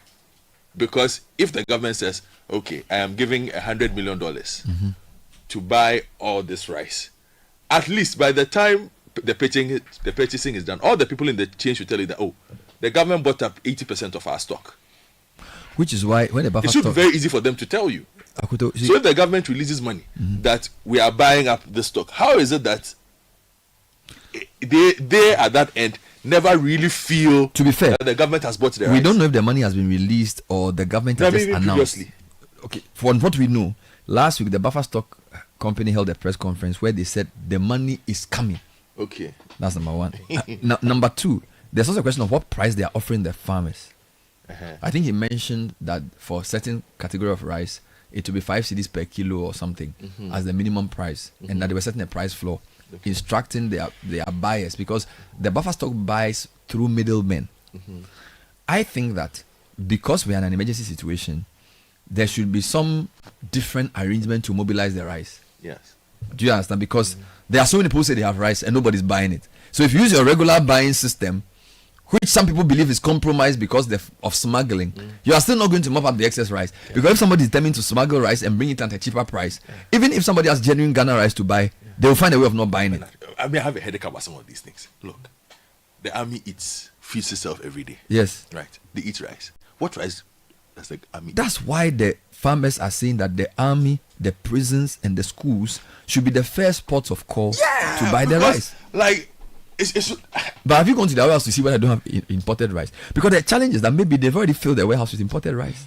Yeah, but that's what I am also saying, that why anyway. Yeah. What does NADMO have in store? I don't know. Sky, if a state cannot buy, Sky, listen to this. It's all right. If a state cannot buy rice produced by its own citizens, and the army is eating imported rice and allows people to bring rice, because you see, again, if the reason I'm pushing the smuggling angle is that, based on what I've been told, if the real tariffs are applied to imported rice, the price will be much more expensive. because I'm told there's a 54% import tariff on rice. So there's no way people should be selling rice at the prices they are selling if it's not smuggled. And be happy. You get it? If a country cannot buy its own citizens rice and share for its soldiers, its prisoners, and its students, and they alone will be able to take up all the rice. And rice farmers are struggling that their rice cannot be bought. Like what? So what can the state actually do? So is it that the state is so weak that it cannot mobilize a rice buying week and say, let's bring all the rice to, even Joseph in the medieval times mobilize rice, bought rice for Pharaoh and stored it in a silo. This is pre. You mean in biblical times? Wow. Yeah, pre. Was it wheat or rice? I just want whatever he bought. I just want to remind the government. No, Sky, think about it. Biblical times. This is almost 2,000 years before Christ. I think it's 4,000 years before Christ. A man was able to mobilize a whole country to store rice for 7 years. 7 years, and we can't even keep food for 2 weeks. To store grain. And we say we are more educated than those guys. In those days, there was no anesthesia, there was no microscope, science was not at the level it was developed. There was no AI. Bro, no, Sky. If sometimes we have to put aside. We went to school. We say we know better than them. Joseph of biblical times stored grain for 7 years. Joseph. 7 years, and we sitting here cannot buy rice and keep it for 1 month. You see, but that's the thing I was telling you, Bernard. But I think it's pretty clear. No. Something's wrong. The import lobby is just what it is. You go and check the system. There's somebody very strong who has been dealing with the army for a long time to bring that thing. Some very strong person who has been dealing with the police to bring that thing. Some very strong person with the prisons who has been bringing the thing. They are not willing to let it go because the money that is. So even if they come. If the lobby cannot let them buy rice, don't let them buy. Technology to keep grain in a silo. We were talking to Samens about silos. He was talking about how we had to now go to Kenya because the Kenyans have silos that they use a different type of material because our silos were made from concrete. Which were damp. Sky, we're in 2025. Technology to build a silo. Joseph built silos in the Bible times. You are still going there. There was no fridge. There was no air condition. There was no microwave oven. Joseph stored grain for 7 years. And you are silo in 2025. You have to go to Kenya to teach you how to build a silo. Meanwhile, we have Minister of Agric, you have Agric Cocoa College, all this. No, Sky, there's something fundamentally wrong. It is called you don't have money. No. The money No, you don't get it. The money I'm talking about is not the government doesn't have money. Akoto. It is Yakechi. No, you see, it is Sky. We are behind. If this doesn't make us, the money goes where they want. Let's not blame money. If this doesn't make us, every society. It's all about money. No, it's not. Every society that has advanced. It's about pride. It's about self-determination. It's about leadership. No, it's not about money. But I just want to chip in this point that while food lies, they say the silo. They say our silos. The rice cannot stay there. They had to go to Kenya to build new silos. Meanwhile, we thought the Kenyan silos 20 years ago. Bernard, if when we make that decision to build the silo, you will see what will happen in this country. So are you reducing everything to corruption? Yes. No, some of it is just common sense. No. Are you no. We are very sensible. Is there wait? It's just attuned is there a to corruption? Is there a proven technology for storing rice beyond 2 years? If there is, even if government will not buy it, somebody can make business from it. Maybe we don't have that technology. Maybe we haven't, because you cannot tell me that. It's not. It's because hold on. You know, all of these. The issue of storing excess rice, should not just be reduced to government not having money to buy it.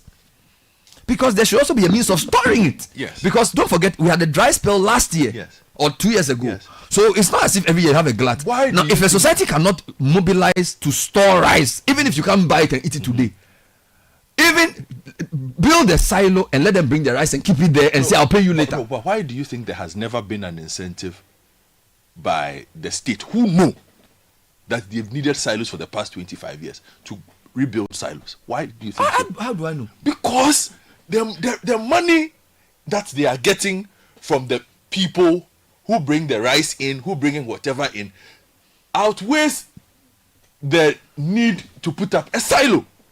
No. You will refuse to believe me. No. But Bernard, no. We are not building a silo today. We are not building a silo tomorrow. We are not building a silo anytime soon. Take it from me. And while we are at it, there are many young people who are jobless around the streets looking for opportunity. Even if we said that, that's at the heart of the conversation. I think about it too. Government can decide that let's mobilize in Kwame Nkrumah times students and unemployed people to go and carry the rice to some predetermined silo. Even job for the rice. But I have a question. No, Sky, this is serious. That you have rice sitting down that the millers can't mill, and rice mill that nobody can buy, and rice that you can't store because weevils will come and eat it. Yes. Meanwhile, we have Ministry of Agric, we have Department of Food and Agriculture, we have people who have done crop research, animal research, plant research for decades. But they are not the gatekeepers. I have a question though before you go on your break. No. Is the commodity exchange working? When I called them, they said to me that they have a different arrangement. What is the arrangement? They will come and explain themselves. Okay. I don't speak for them. Hello, but they say we'll build silo. No, but the commodity exchange depends on what the market stores. I know. So they depend on what you and I do. Bernard, I know what it does. So I'm saying, you think we'll build silo? We have to. You and who? The people of Ghana. No, the people of Ghana want it. Joseph built it 4,000 years ago. We know we want the silo. The politicians don't need a silo. They need it. No, they don't. But didn't one minister say we're doing one district, one district, one warehouse? Bernard, they don't. Wasn't it one district, one warehouse? Bernard, they don't. Is a warehouse the same as a silo? It's silo's brother. This is the City Breakfast Show, the city's biggest conversation. If you know these sounds, you didn't just live through the 90s, you lived the experience. Back then, connection took minutes. Today, it takes a blink. You express yourself with memes. You hold video calls across continents. You say hey to an AI who responds, "Hello, Kwame." You order rides, dinner, and dreams all from the palm of your hand. A lot has changed, so have we. For over 3 decades, EcoBank has evolved with you, leading digital banking in Ghana and across 33 African countries, pioneering solutions built around how you live, move, and dream today. From our express points to EcoBank Pay, online banking, and the mobile app, we are where you are. Here for today, ready for tomorrow. Now, that's change, powered by EcoBank. EcoBank, a better way to bank your way. EcoBank, the Pan-African Bank. Looking for a university that truly sets you apart? Academic City University Accra offers world-class undergraduate degree programs in engineering, business, informatics, and communication arts. And that's not all. Now introducing master's degrees designed to equip you with industry-relevant skills and global leadership capabilities. Study on a modern campus, learn from international faculty, and gain hands-on experience that sets you apart in today's job market. With over 15 student ventures launched and graduates thriving in top roles across Ghana and abroad, Academic City University is where future-ready leaders are made. Call now 0262 693 870. That's 0262 693 870. Academic City University, educating future-ready leaders.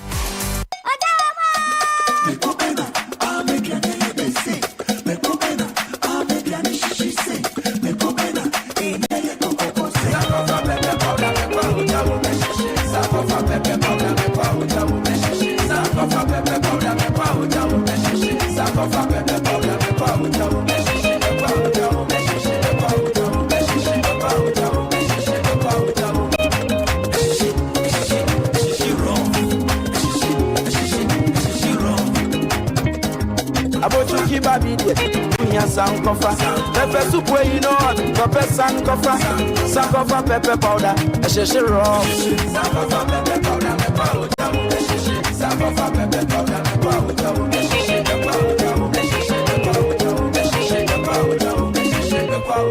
sankofa pepper powder. FDA, Aji Ejadi in Krato Yatum. Have you imagined buying a house on an interest-free plan and getting a car for free? Well, Afro Arab Properties, best known for building the most affordable quality homes, has hit another milestone of rewards. Are you looking for your dream home today? Afro Arab Properties will definitely show the way. These homes are in 1, 2, 3, and 4-bedroom options located at Manet Spintex, East Legon Hills, Santor, Ashalibotre, Tema Community 25, Old Ningo, Amasaman, Apollonia, and more. Even better, you have a 5-year payment plan without interest. And the big one, purchase a home from some Afro Arab Properties projects and get an electric car for free. Yes, an electric car that can go 300 kilometers on a full charge. So don't miss this big offer from Afro Arab Properties. Just call 055-175-3231 or 0244-109-133. Terms and conditions apply. Afro Arab Properties. At Afro Arab, everyone can buy a house. The 13th West African Clean Energy and Environment Trade Fair and Conference, WACI 2025, is here from the 11th to the 12th of November 2025 at the Palms Convention Center in Accra. Theme: Greener Solutions, Stronger Economy, Driving Sustainability, Innovation and Growth across West Africa. This is 2 power-packed days of clean energy solutions, circular economy innovations, green economy innovations, green finance and policy dialogues, climate adaptation strategies, and sustainable mobility. This is a gathering of industry leaders from West Africa, Europe, and beyond. Dedicated workshops and exhibitions from Germany, Switzerland, and beyond will showcase cutting-edge technology and solutions, investment and partnership opportunities, exciting live demonstrations. WACI 2025 is organized by the Delegation of German Industry and Commerce in Ghana and proudly supported by Germany Trade and Invest. Entry is absolutely free.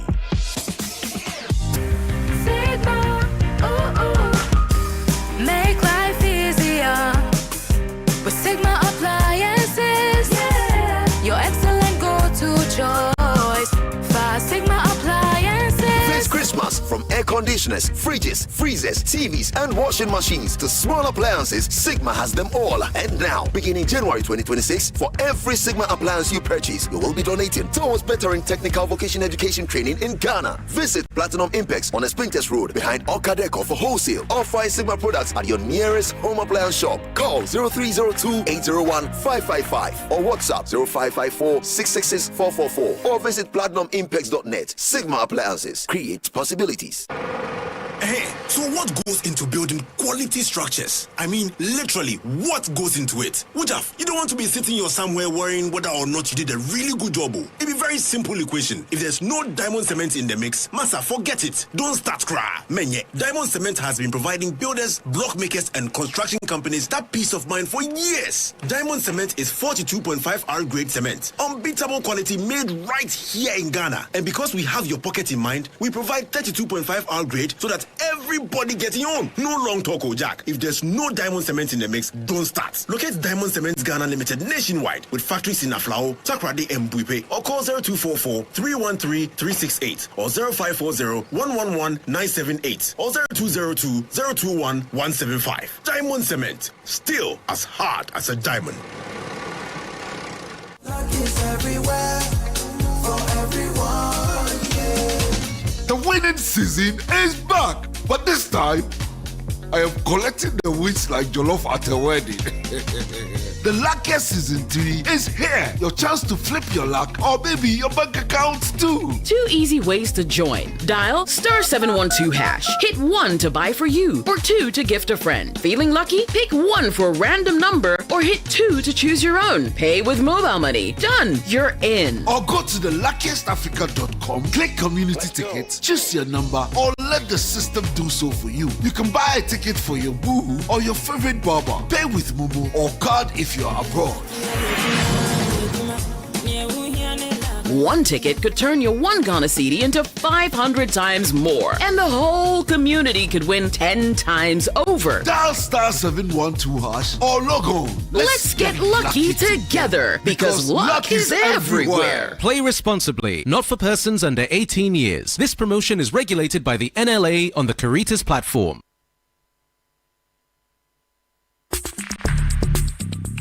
Join the conversation on the City Breakfast Show on Facebook at facebook.com/City97.3, Twitter at twitter.com/City973, and Instagram at instagram.com/City973 with the hashtag CityCBS.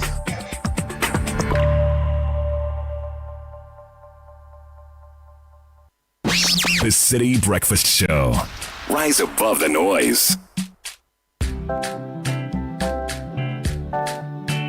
So it's 9:34, and before I come to my next quick interview, next time you fly with your family from Accra, fly with Emirates. Everything is taken care of. You can fly with your kids. There will be no boredom. There are lots of fantastic channels on the Emirates flight, and non-stop fun all the way for you and your family.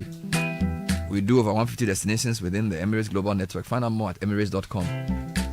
Prepare to be amazed. Ghana, Takrady, Kumasi, and Accra. Royal Foam is bringing you the biggest sale of the year, the Royal Wow promo. Enjoy wonderful discounts from 10 to 50% on all your favorite Royal Foam comfort products.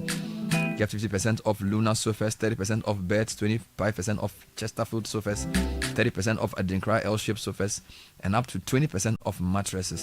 This is your chance to experience true comfort and style at prices that will make you smile. Call Royal Foam on 020-227-1000. Royal Foam, rest assured. Buy a brand new Toyota today from any Toyota Ghana branch and enjoy an extended warranty of 5 years or 120,000 kilometers plus 1 year free service or 20,000 km, whichever comes first. At Toyota, we've got you covered from your sales of new vehicles to servicing in our state-of-the-art workshops. Drive smart, drive safe smart. Choose Toyota Ghana. Call Toyota on 0302-429-801. Ghana drives Toyota.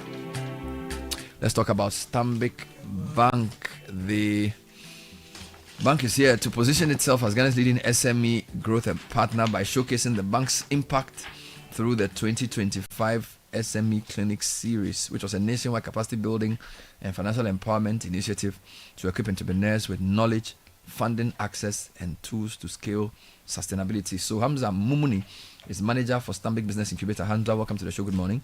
Good morning, Bernard. Good morning to you. Wonderful. Good morning to your listeners. Good morning to the team. Let's talk good about. To be here. It's always good to have you. Great. What inspired Stanbic to start the SME Clinic initiative?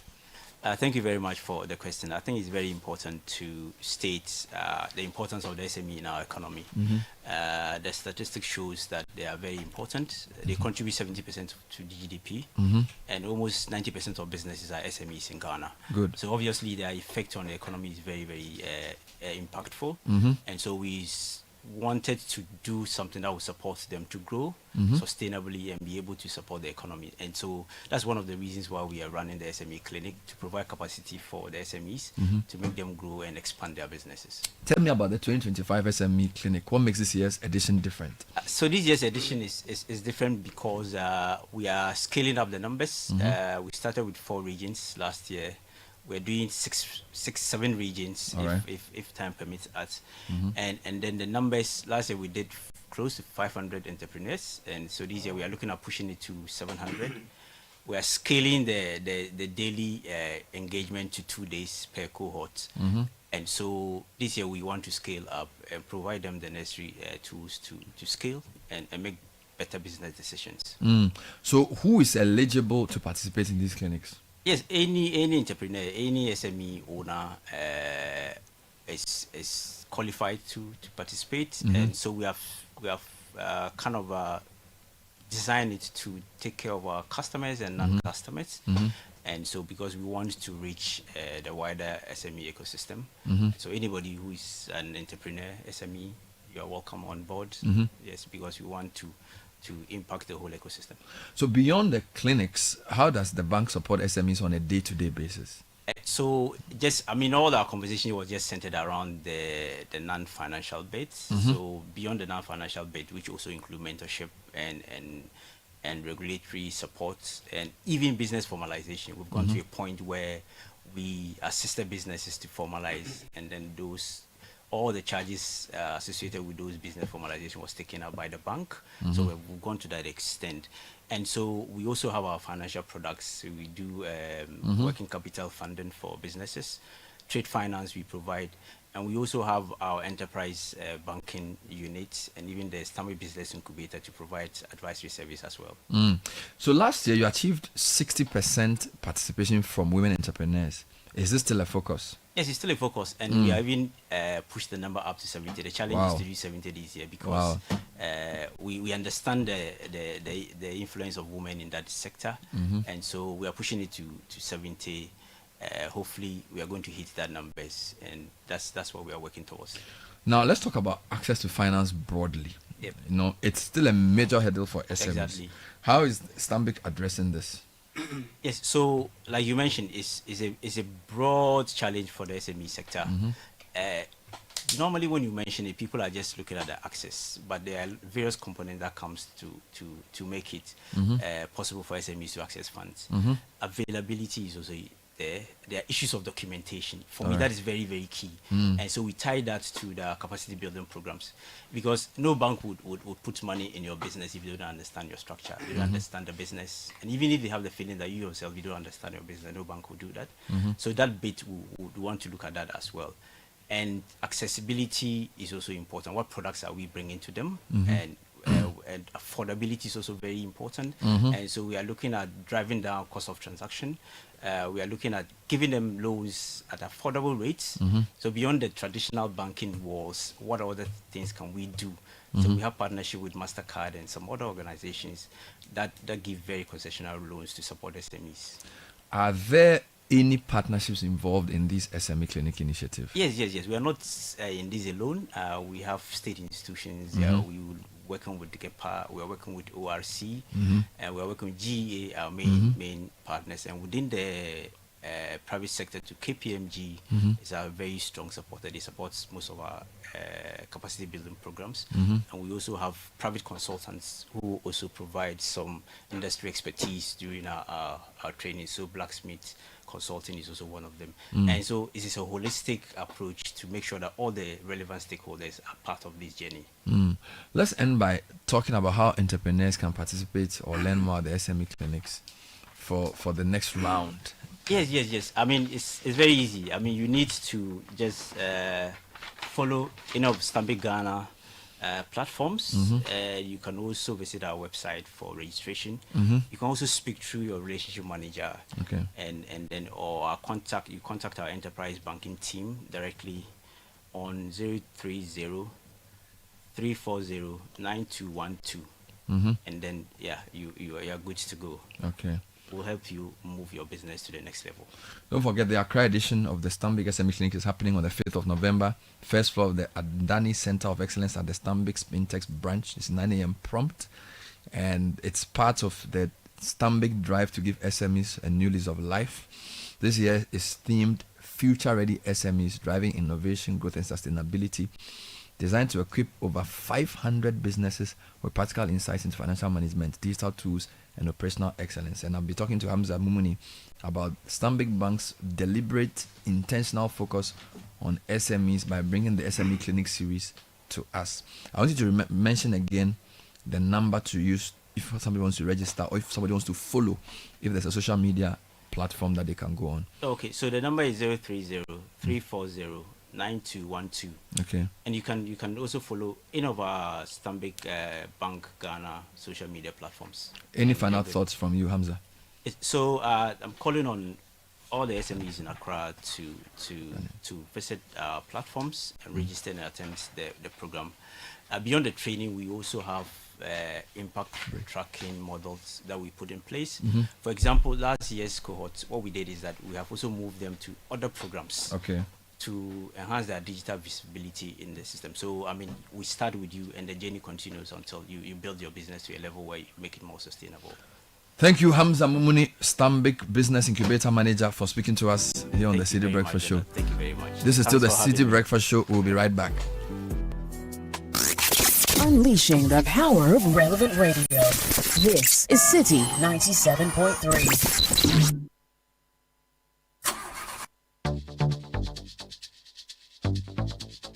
P-E-E-V-A, P-E-V-A. Looking for a burst of flavor in every sip?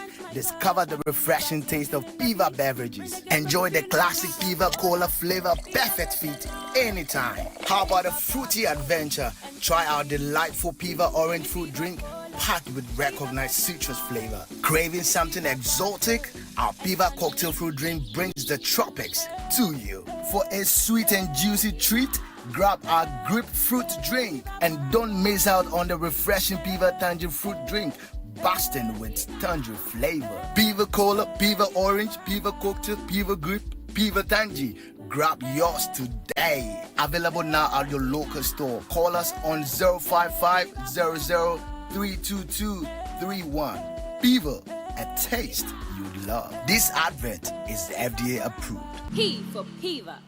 It's time to take the next step toward your dreams. Admissions are now open for our January 2026 intake at Lancaster University, Ghana. Experience world-class education, global opportunities, and an unforgettable experience right here in Ghana. For more information, contact us at +233 030 221 8989 or send an email to admissions@lancaster.edu.gh. Apply today and begin your journey to success with Lancaster University, Ghana. Your future starts now.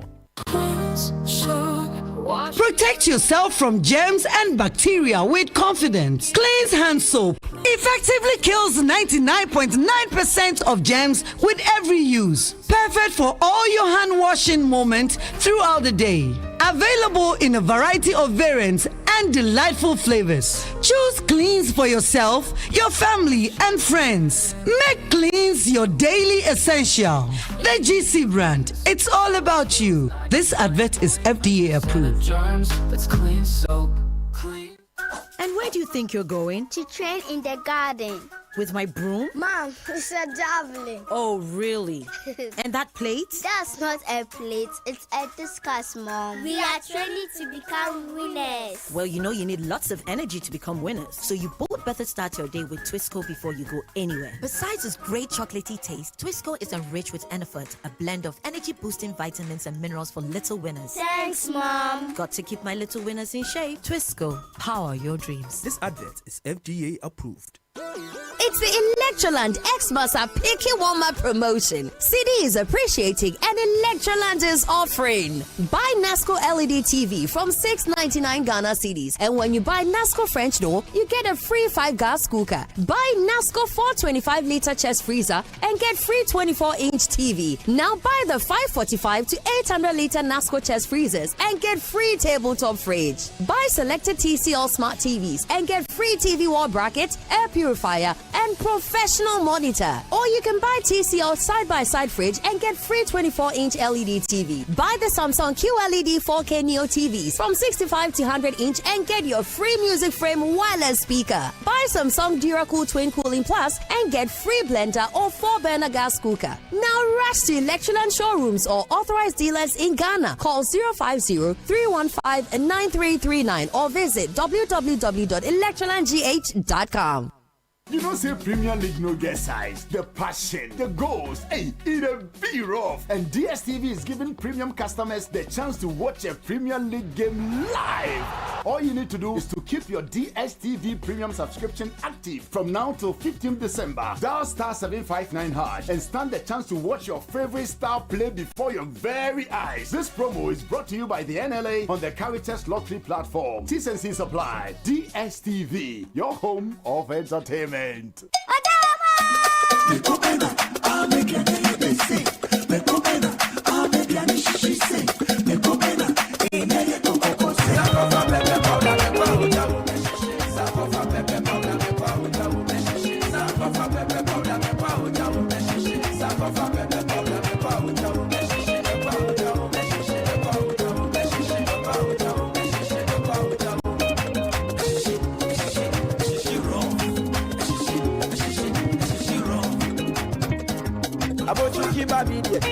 Sankofa, pepper soup where you know what, pepper sankofa, sankofa pepper powder, a shishi raw. Sankofa pepper powder, sankofa pepper powder,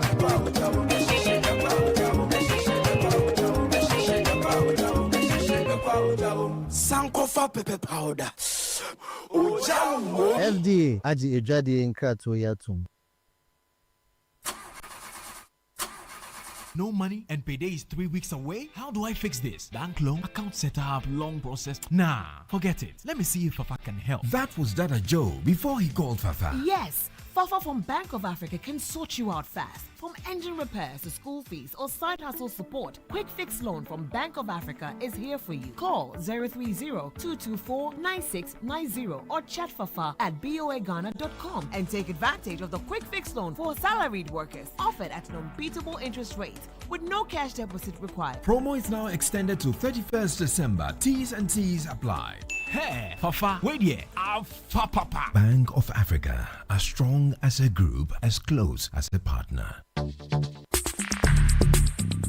Join the conversation on the Citi Breakfast Show on Facebook at facebook.com/Citi97.3, Twitter at twitter.com/Citi973, and Instagram at instagram.com/Citi973 with the hashtag CitiCBS.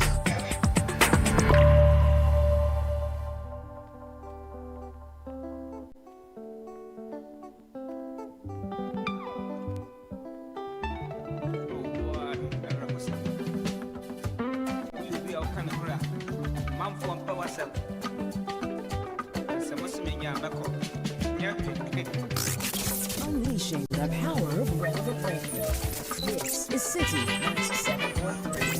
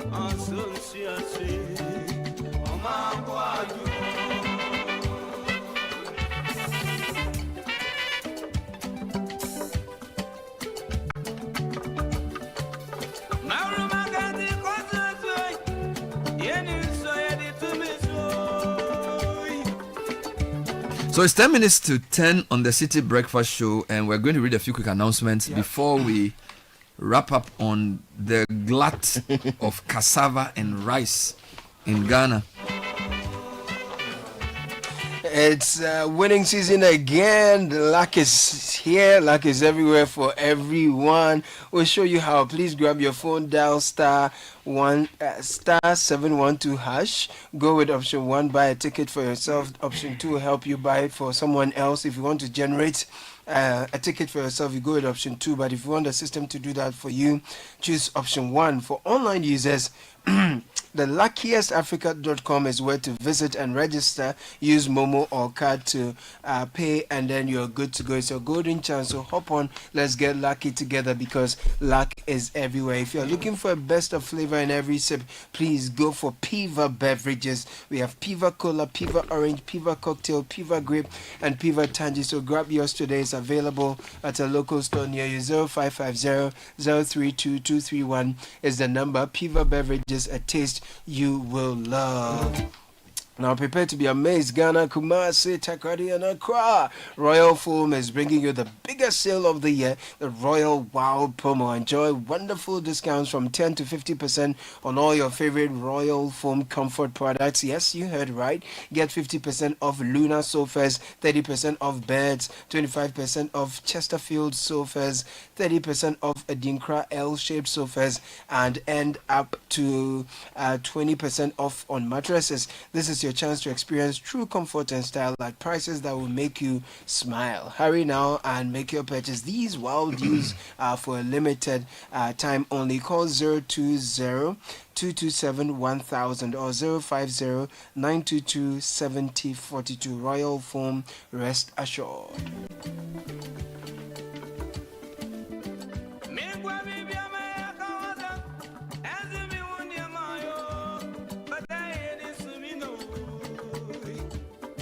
Now, is your organization privacy ready? Do you collect and use information of people in your line of work, like their name, their number, image, location, email, bank account, etc.? Listen up.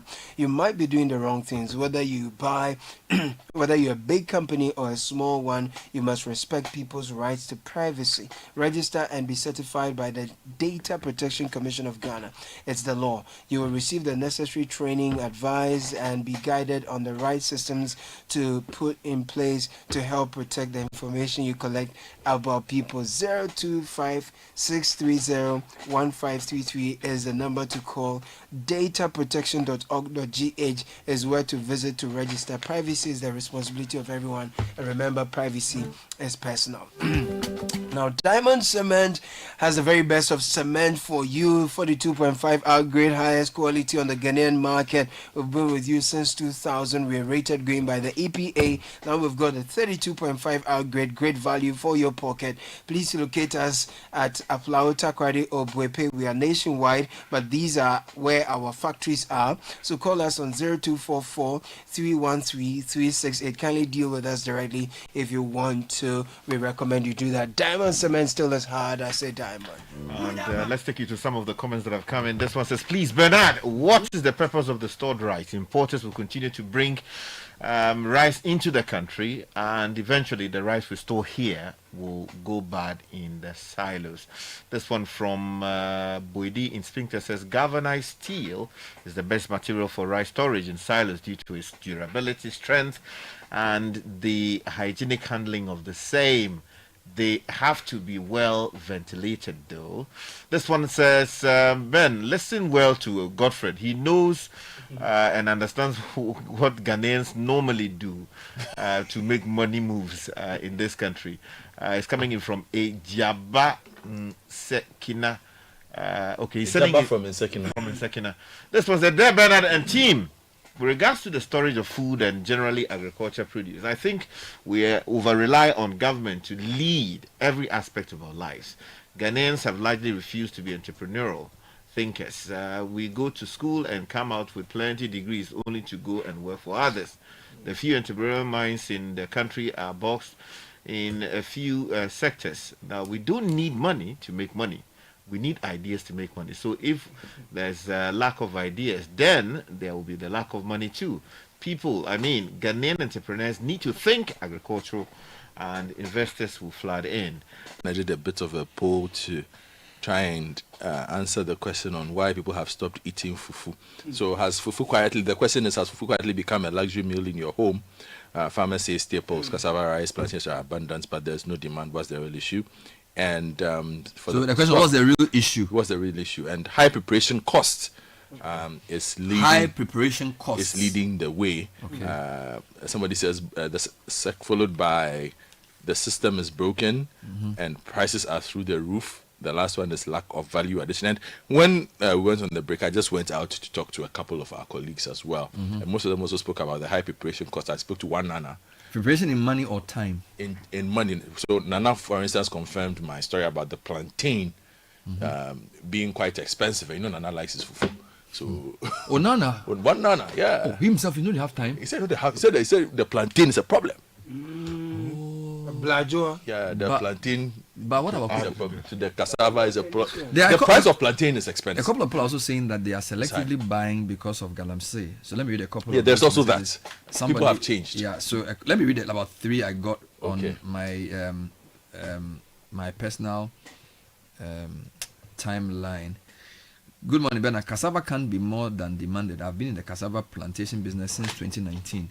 Every cassava variety in Ghana is profitable and consumable. The value chain of cassava is what may be the issue in the market. This is from Prosper. Good morning, Bernard. Folks are boycotting produce suspected to have originated from Galamsey areas, opting for stuff from the Volta region instead. The effect on plantain will soon be felt. I drive to Volta region to get fresh foodstuffs twice in a month to avoid eating Galamsey, cassava, and plantain. You know, plantain is usually in the forest areas. Bernard, your biblical allusion to us not being able to store what we produce as a nation is epic and very sad. But what's the Standards Authority doing? Rebagging of nearly expired rice is a health hazard to consumers. How is GSA working to counter these traders? There needs to be a harsh punitive measure for those caught. First warning and a big fine. Second time your trading or incorporation license revoked permanently. More comment. Please invite the Commodity Exchange to brief us on what they are doing. Those who process cassava into gari and flour on a serious scale can't buy at the retail price on offer. The conversion rate is such that the processors need volume to be profitable. That was one problem of the Ayensu starch factory. Farmers were unprepared to accept the factory price, even though they were made shareholders of the factory. I share your thoughts on having a national policy. Therein lies a conundrum. The hodgepodge approach is not helping us at all. Bernard, I can see your frustration. We are not disciplined as a people. Without discipline, we are not going anywhere. There was discipline in Egypt during the time of Joseph. We truly need a reset. Corruption has consumed us. Have a good morning. You know, I've stopped feeding my players. So how do they eat? We found other ways, but it just got too expensive. Wow. You know, so your players are starving. They are not starving. You're giving them money to buy food. Yeah, you have to find ways. So you don't cook again for them. We stopped. But at least get kinky. Hey, do you know the price of kinky? So you need to affect their performance. So. They are playing well, don't worry. You affect their performance. Breakfast can't feed these players. The business is... But there's a rice glad. Go and buy BC rice. There's rice glad. Tell some men that you need some of their rice. I'll make some calls. For your players. And the roughage is good. So the Ghana rice is good for your players. So this December, we are dealing with the rice, eh? Yeah. From Fumbisi and Bedembisi. They go beef.